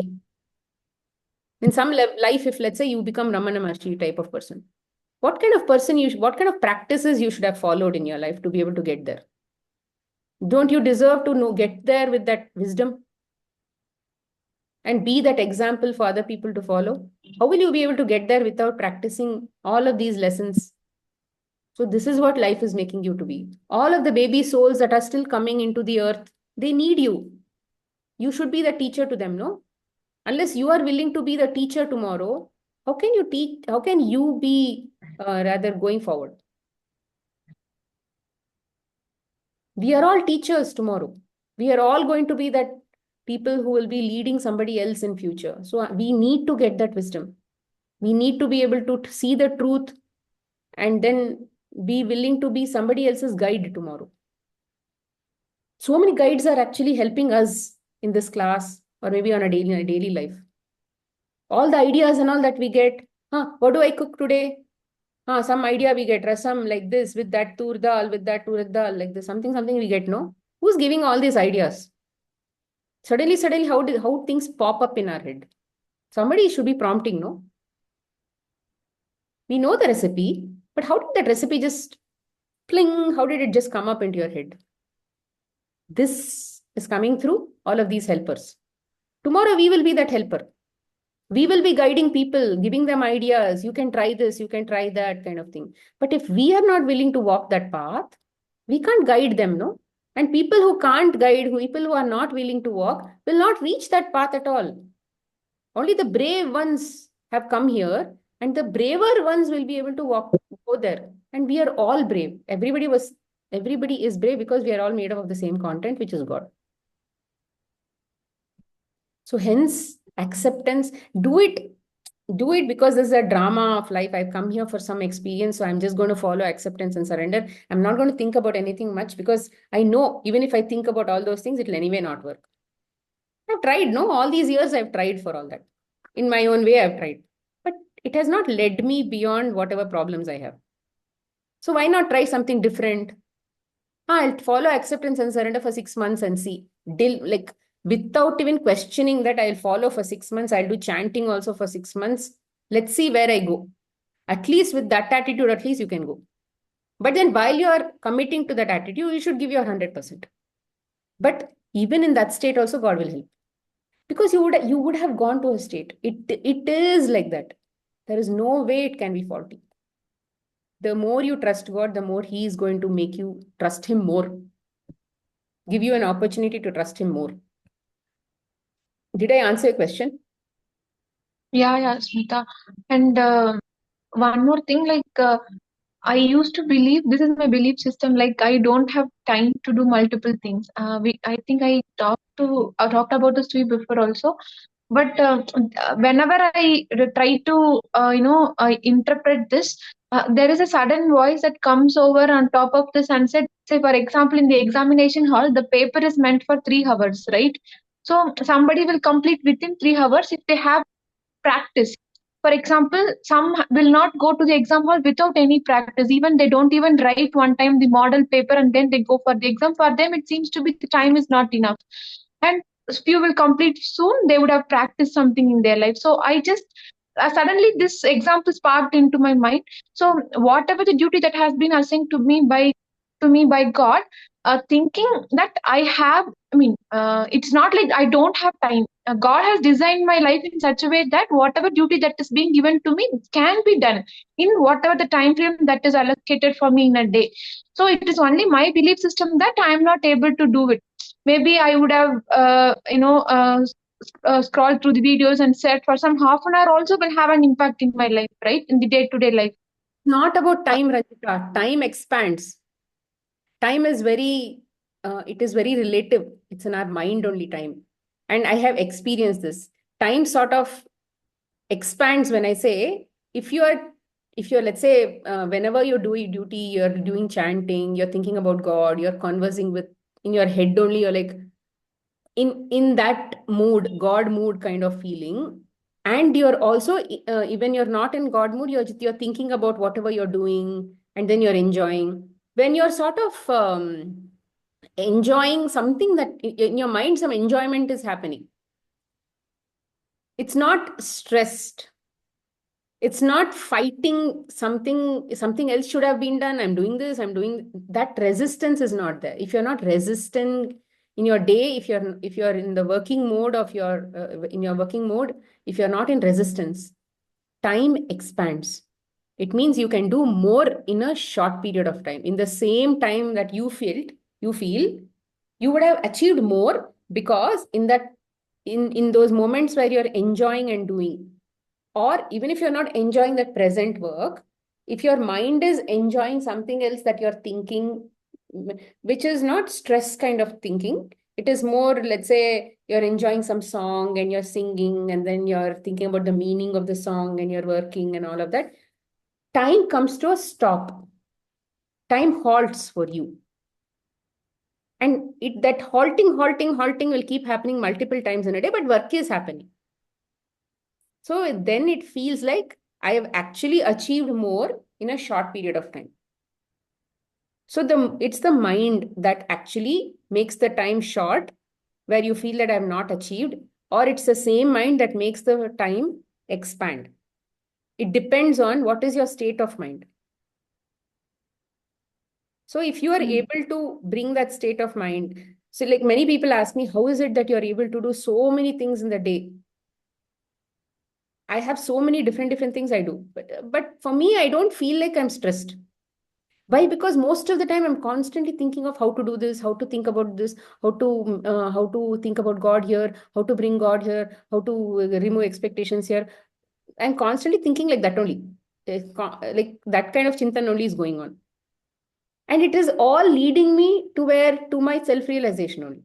Maybe, may not be 24 hours, may not be like predominantly, but it has slowly come to that state of at least 50% of my day. I'm constantly thinking about this only. Either I'm chanting, or I'm enjoying what I'm doing, or I'm feeling grateful for something. It's a mix and match of many good things. Then what will happen is you're not in stress at all for predominantly in your day. And most of the day, I'm not stressed. Mentally, I'm not stressed. So physically, I'm not stressed. So if you're able to bring in different points, the flavors in your daily life, where you are sort of enjoying, where you're not in stress, time will expand. It has nothing to do with the work. It has nothing to do with process.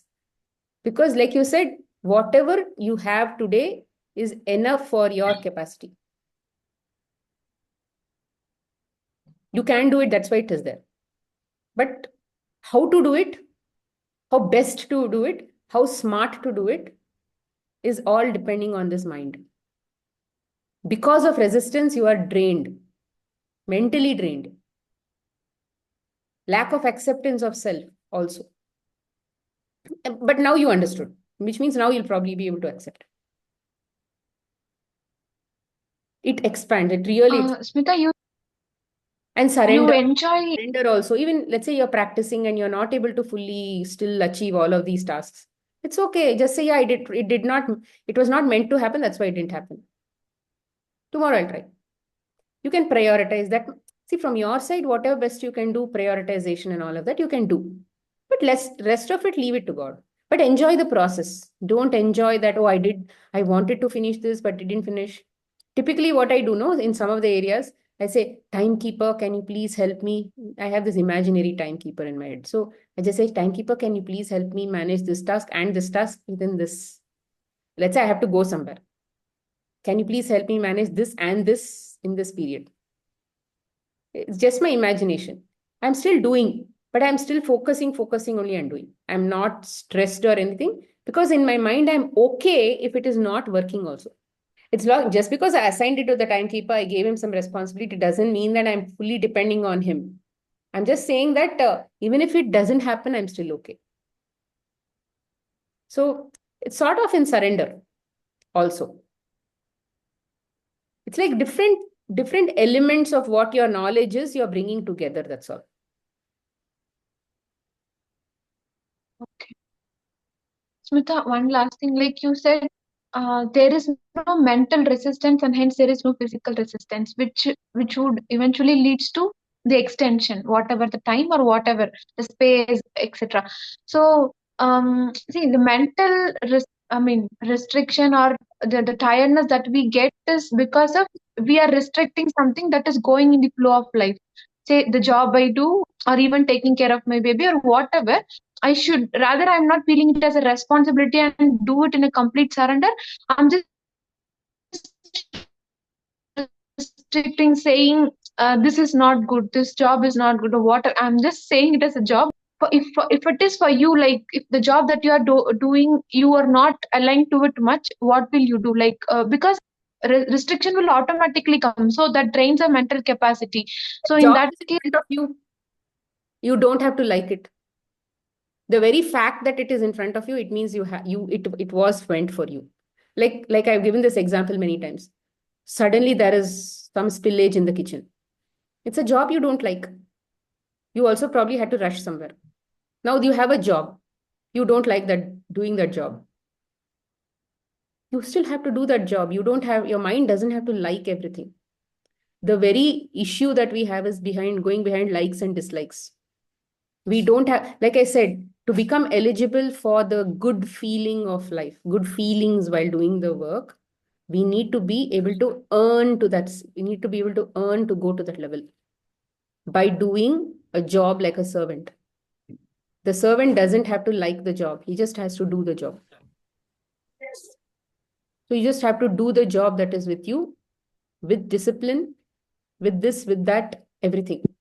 It's once you have done your job well, then you'll become eligible for a promotion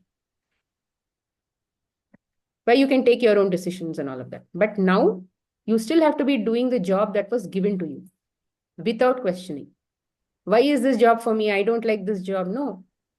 In that level, you don't have to question why you got this program. Let's say a tech manager or somebody gives you a program to code. You can't question why did I get this code? Why did he get some other code? You were given a code, you have to code that. That's all. You may not like, oh, this is only for testing. This is not only for, I needed a development job. All of this we should not do. What job is in front of you, is with you in that current moment, is meant for you. Are you willing to do it with surrender? Are you willing to give it your best without any humility, without any dignity of labor? So your mind doesn't. actually, I asked this Yeah. clarify myself. Yes, Smita, the year before I talked to you about this, I was not in this complete acceptance and surrender with my job because um, I'm I'm a good performer. Still, I feel like because of the job, I am not able to do certain things. But when I talked to you last time, 1 year before, I was not into that mode of duality. Like I don't like this job, or I am not able to do certain things or coding like that. I even cried sometimes while going in the auto a year back before I talked to you. How can I go? How am I going to complete this coding today like that? Because I joined after a break. I was in a feeling like I'm not updated with the recent skills that is in the market. But after I talked to you, I actually like my job only, Smita, but the fear that the updated skills are not there with me, so that I cannot complete my job. But as you said, after we discussed, I was in the complete state of surrender that, okay, today something I'm going to get. No matter what, I'm doing it in the name of God. Somehow I have to do it because this is my responsibility. So you don't believe like it's 1 year past and this project got over. I'm actually with Walmart. Actually, I'm just saying this because even that project also has come to me out of blue. Like I did not do the interview well, but still I got the job in Walmart. I was surprised why this has come to me. Then all these learnings, I surrendered to myself. I surrendered to God, myself to God, and then I started working. You don't know, I'm actually experienced, but I'm taking help from more juniors around there in the work. Smita, I go ahead, I approach, how can I do this with this recent trend that getting in. So at the end of 1 year, project successfully gone all, and I got able to do everything in that time that I have assigned also. So I just wanted to thank you for that, for giving me, that only gave me confidence. I removed all fears. I just surrendered. I just, go ahead and do it. That's it. So thank you so much, Smita. Like I understood, like I don't need to do anything. Just like this, like I removed from my mindset and just go ahead with the job. That's it. I did nothing much, but things has turned out in the way that I didn't even expect actually. Thank you. Thank you so much. Again, whatever job comes, whatever is your responsibility, do the right thing. Don't expect any outcomes. Just do it for the joy of the job given to you. God gave me this job. I have to do it. I will not fail God. I'm just going to do this like this. I'm this. God is my employer. It's not like IBM is my employer, Wipro is my employer, whatever. I'm just going to do it because God has given me this work in this very moment. That's enough. As a housewife also, God is your employer. Even in Wipro also, God is your employer. Even in IBM also, God is your employer. Even in a petrol bunk, if you're working also, God is your employer. So do your job. Don't expect any outcome. Be happy with the quality of job that you've given. The mental attitude that you had while doing the job is very important. Same formula in every single area of your life will actually give you the results and take you to places where you actually wanted to be in. If you had desired, you wouldn't have got there with that sense of satisfaction. The same thing will come to you in your life, or even better, like you said, like you shared. Thank you so much. Yeah. One last And one last thing about, after attending the session, I had this realization, and I feel that also in the day-to-day life. Like before, I used to think like when some bad things or something happened, like when I was in the duality. Now I'm maybe also in the duality mode, but not to that level. But I used to think like, why this has happened to me? Why this bad thing has happened to me like that? Then after some time, we ourselves tells that, okay, this has happened. We think the same moment as good in the future. Oh, because of this only this has happened like this. So it is for my Exactly. good only. That realization will come at the later point of the future. We will connect back the dots generally before this classes and all. So I always believe in, when people also used to say connecting back the dots, connecting back the dots. But now there are no more connecting back the dots, Smita, because at the moment itself when something bad happens, I really feel, okay, this is happening to me because it, actually I trust the process. In the present moment, I trust the process. It's happening because it's meant to happen, and this is for my good only. So it is not like now in later point of time I go ahead and say previously it has done because of this, like that. There is no more connecting You're back the not dots. trying It is to then. create new cages, is what you're saying. No new, you're not trying to create new belief systems and trying to fit in a reason for this happening. You're just accepting it the way it is. Yeah, Samta. Yeah, sorry. Yeah, Smita. That there is no connecting back. That I completely trust. It is only for my good. It is happening. I'm not attaching to any of the reasons, as you said, why Yes. it has happened. Why for Yeah. me like that. Correct, correct. Don't attach any reasons and then just accept it the way it is. Don't give any reasons, because once you give a reason, you're creating a new cage, which you have to eventually work towards to drop. So it's again a vicious loop. It has happened, it has happened. Why it happened, who cares? And even if I tell something If I cook up some reason, how can you even prove that reason? You can't prove it, right? So yeah. Thank you, Ranjita. Yeah. Yes, Thanks, Hema. Hi, Smita. Thank Hi. you so much for these sessions. This is really, really beautiful. I'm able to apply acceptance and surrender in most of the places. So I'll keep my question short due to the time. This is in regarding to the job only, just like Ranjita said, right? So now I'm able to accept things, and even in my work also, I'm able to accept things, and even if I'm not able to complete on time also, I'm not getting stressed, and I think, okay, it is okay, I can do. And I spend my time in chanting and gratitude and everything also. But suddenly I'm getting an idea, why don't I change the project so that I'll get some more time for all these things, for my personal time. So today when you said this ride, you have to go in this ride, you have to be in the same queue only. So should I be in this project only and wait till that itself allows me to go out to something else, or should I change it to It's some? not wrong to search for projects also, but it's not what is wrong is to be dissatisfied because something there is not working out. Let's say you're searching some job. Are you discontented with such searching? That also matters. See, in the present moment, are you in acceptance? Even searching might be a job, but you don't have to be dissatisfied if you don't get anything.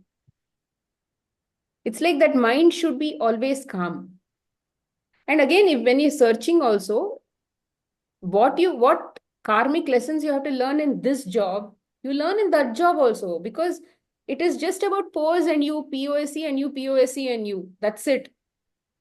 In the current moment, based on your mental blocks, based on your beliefs, that has nothing to do with the job. No, it has nothing to do with technical job. It has nothing to do with, let's say, industrial job. Everywhere it is the same people, experiences, circumstances, objects. Everywhere it is measured at that level only. If you leave this job and go, and then you go and look for in that job, same experiences you will get there also. It's like in the very moment, if you are wherever you are, whatever you have to learn from whatever POSEs that have to come to you will already come to you. But what you may not be happy about is the materialistic experiences. So what we are trying to say is, forget about the materialistic experiences, focus on the spiritual growth and spiritual experience. Materialistically, wherever you have to be put to experience whatever experience that you want will automatically come. So that is why we are saying in the present moment, unless you have learned from all the POSEs in that office, acquaintances, you may not be able to get out of that job. Because that job is the one that is going to grow you. Because they are giving you something and you're not, maybe unwilling to learn, or you're still learning. Once that is done, no. Either they'll offer you a place to go elsewhere, or when automatically some LinkedIn, some guy, some headhunter is going to call you and say, hey, this profile is available. I saw your profile on LinkedIn. Do you want to apply for this job? Somebody is going to randomly call you like this. Or some other project manager will say, hey, he's going to come to your project manager and say, can you give me a Hema because she has this skill? Something random and weird is going to happen. You don't have to really even expect that scenario. If the universe wants you to go to some place, it will find a way to make you go to that place. And it will work through various different people to make you do that. Because God is in everybody. He knows exactly how to play his cards. But have you fully learned from this current point is the question. Which is why I said, you be in the same place. Nobody will stagnate in one place. Nobody will do that. You will have to go to wherever you are called, wherever your dharma and karma calls. Like, for example, take Rama for that matter. He was so willing to be in that palace. But somehow something happened, and then Manthara did something, and then so many turn of events happened, and then he went off. Why did he go? They had to pull him out of the palace. The universe had to pull him out of the palace because he was needed to visit so many people in the forest. And Sita did not want to go out of the forest. She did not want to leave Ram and go. Situations came where her mind became fickle, and being a person of her level where she has never even she was always a pativrata. She never said, she was always a contented person. She did apparently did not expect anything in her forest life. But there she expected to go, she wanted a deer. This is how that the fate or destiny, the God who is beyond the form and all of that, the energetical God, that supreme God, he plays his cards. He makes people do things for certain reasons. So for some higher events to happen. Like that, even you are a person who is necessary in some other place at a particular time. If you have to be there at a particular time for doing something else, you will be called. Which is why we are saying, in your current moment, whatever you do, whatever you have, do it with that Shraddha and Bhakti. Do it with that reverence. Have I given my best? Give your full 100% to learn every possible thing in every single moment. That's all. The next moment, if you have to be in some other place, it will come. You'll be called. You'll be pulled to that place without even you thinking. And you might question, how do I know? Will I really go there? You'll be forced to go there. If you have to go there, you'll be forced to go there. You'll have no choice. That will be the only choice left. If you have to be there, you'll be given no choice. That situation also will happen. It is not about, it is bigger than you. The one who is working through you is bigger than you. You are just an instrument with nothing but just experience. You are just witnessing things like a movie, that's all. You have no capacity to actually take calls, rather make a call. Or call the cards, or what do they say? Pull the shots, or whatever they say. No? But I can, without having any expectation, I can just try this, right? Just for but I have this You should expectation that I understand, will where take is this time. desire coming from? Is it coming from a place of lack? Then you're just wasting your time putting your energy there while you're supposed to learn here. See, the fundamentals is what I've explained. You still have to introspect this within your own self and see, which path will I choose? Am I going to still be okay to choose his army, or I'm going to just choose God and trust that whatever I need in this materialistic life will automatically come to me from the same God? See, God is not saying become a sannyasi. He's not saying that you come and then self-realization is not a sannyasi path or something. It is not that kind of path. It is actually a path where you're absolutely contented and happy and joyful wherever you are. Whatever you choose in your life, you'll be happy. That is what we want, no? Whichever soul plan I have, I should be happy means, yeah, that's a brilliant plan. Today I'm running behind all these spiritual work, spiritual stuff because I'm not happy, no? Because I'm not contented in my life. What do we ultimately want? Just happiness. If we were happy, we wouldn't have done anything, no? We wouldn't have gone behind anything else. All this teaching is about, hey, happiness is within you only. Why are you running? And all these rules and regulations and process and all that is to just tell you who you are. That's all. If you knew who you are, you wouldn't need all this knowledge. Knowledge is only until a certain point. You don't need knowledge after that. Because you have everything, all the tools, techniques, everything you know. Then there is nothing more than practice only. That's all. You just have to practice what you already know. No need to run behind anything new. No need to read extra books. Because once you know everything, once you fundamentally understand that irrespective of how many books I read, how many classes I read, ultimately I have to accept in my every moment, I have to accept whatever God has been giving me in my life. Ultimately, I have to surrender to his supremacy. And it is the hardest thing to do, which is why I'm still running behind courses and knowledge and this and that, because I feel that there is something more they will offer, some new technique, some new tool. There is no tool. Every tool is telling the same thing. We just have to stop at one tool and just practice. Hard work. Hard work is not a choice. We just have to do. Today or tomorrow, you can avoid today, keep running behind something, but still, I'm saying that you will come back to this point. There's nothing wrong in you trying. You can do, and everything is, anything that you do is good only. There is nothing bad that you will do. It's just that the realization, if you're going behind doing something, it means that it will help you understand what is better for you in a stronger way. That's all. If you need that experience, yeah, maybe you need it. That is why nothing is wrong. Whatever you feel is right, please do it. Just apply the principles, even if you're doing that. That's all. Okay? Chalo. Thank you so much. Thank you. Any chat questions?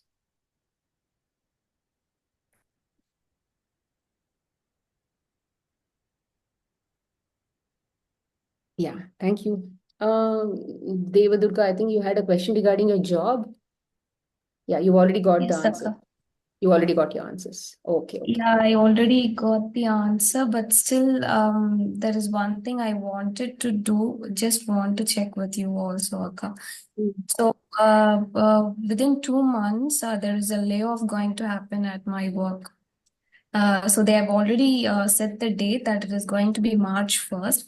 And they're just planning to give a redeployment or a relocation. But as per the rumors that we are getting, it is all an eyewash. And they have already pre-planned us to send out of the company. And relocation, only very less people are selected because of the personal reasons, because they have their families like in various locations, so they cannot move. And I'm already a transitioned employee from my previous company. There was a layoff about to happen last year itself, but I think this is the grace time, 1 year given by God, where I moved from this company to this company. Now here they are going to push us out. So now, I prepared my resume and I'm just, passing on to people I know and also applying on LinkedIn. But there are, not so many calls coming, but I'm still, hoping that this too shall pass. I'm just being in that situation completely. Whatever happens, even if it is till March, let it happen, because after March there will be a lot of opportunities coming up and I will be an immediate joiner.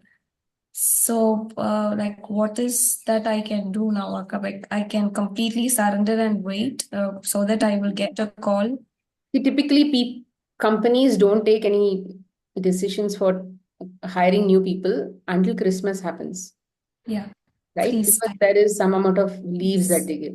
So New Year is a good time. That is one thing. Second thing is, what about this kind of attitude where you say, March, this company there is a rumor that they're going to lay off. That is, the future is future.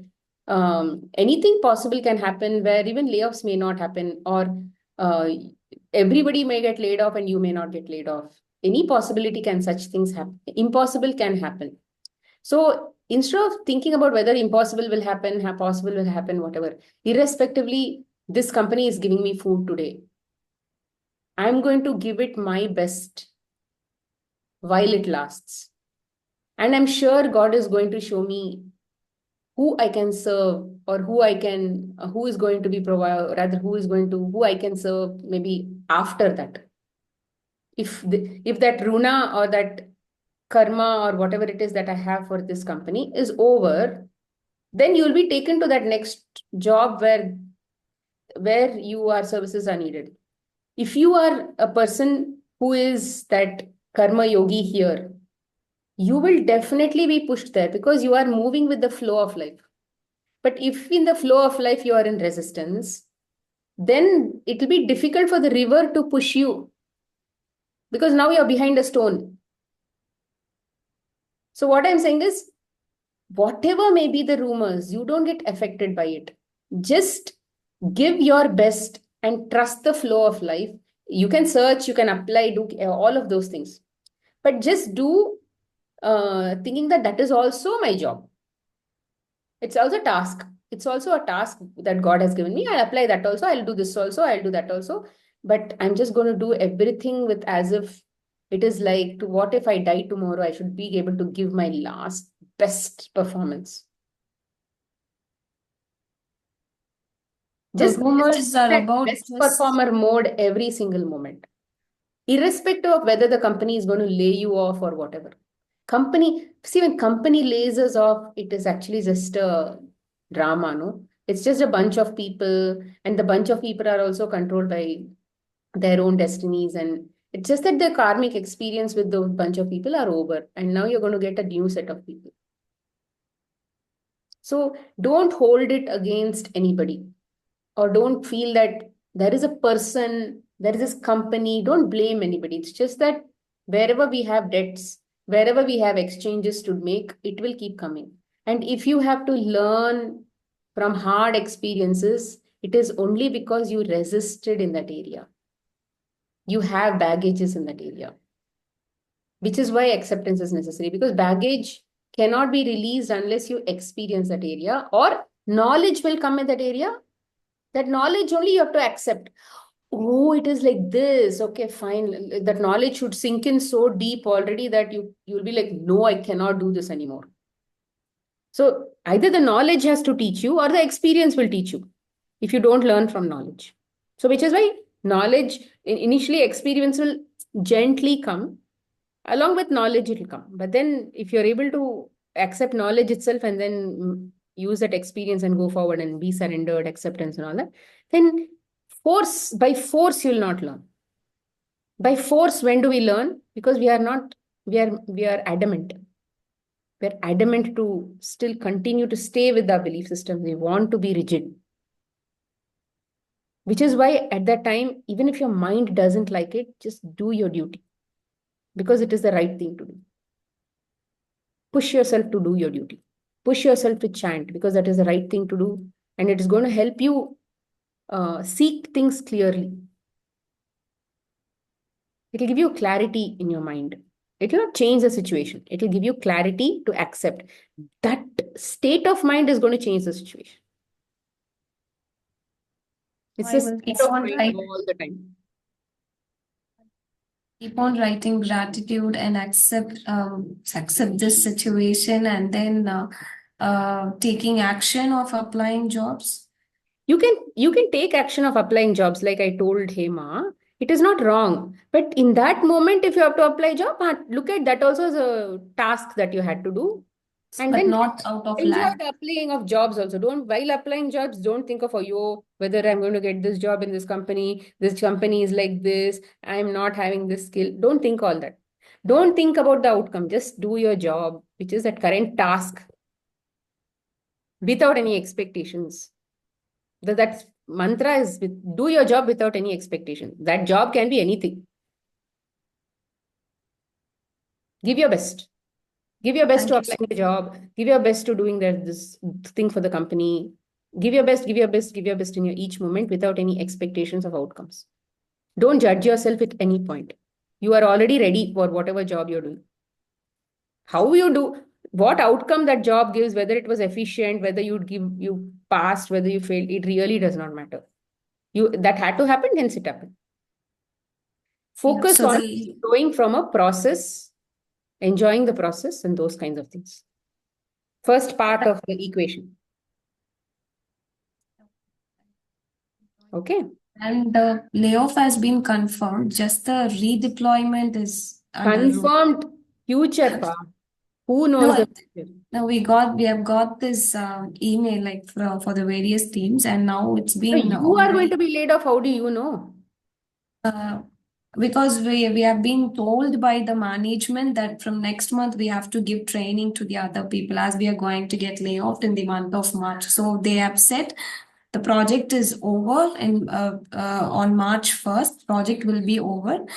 And within this 2 months of time, if you have an option of redeployment, then it is fine. Or else you need to just search for a new job within March 1st. So they have given timing, like they have given a proper time. Take this as a good opportunity and be excited that God is going to give you a new thing. All this depends on how excited you are, is irrespective of a belief system where layoff is bad. Belief system says layoff is bad, it's scary. All of that is there. Belief systems are there. At a collective level, belief systems are there. But then you take it as a challenge and then challenge as an opportunity to apply these teachings and see what happens. Otherwise, how will you get opportunity to apply the teachings, especially in a critical moment like this? That's right. So that is why I said, be happy with the process of applying these teachings. If you've applied these teachings, then at least you should be able to say, I did the best and I know how surrender works. I know how I really practiced. I was able to get to that state of mind. I was able to accept. So you will actually feel good. And then whatever that leads to, it will lead to the best. If you have given your best, the best will follow. See, God says, where you walk the path of dharma, that dharma will protect you back. Dharmo rakshati rakshitaha, which means if you are willing to do the right thing, if you are willing to walk my path, that path will protect you. The path will show you the path, the way. But if you don't trust, if you only have fear, fear is like lack of trust, no? So if you are saying, I'm going to give this my 100%, irrespective of what, okay, I'll search for a job, I'll do all that. But I am going to give it my best in terms of my state of mind.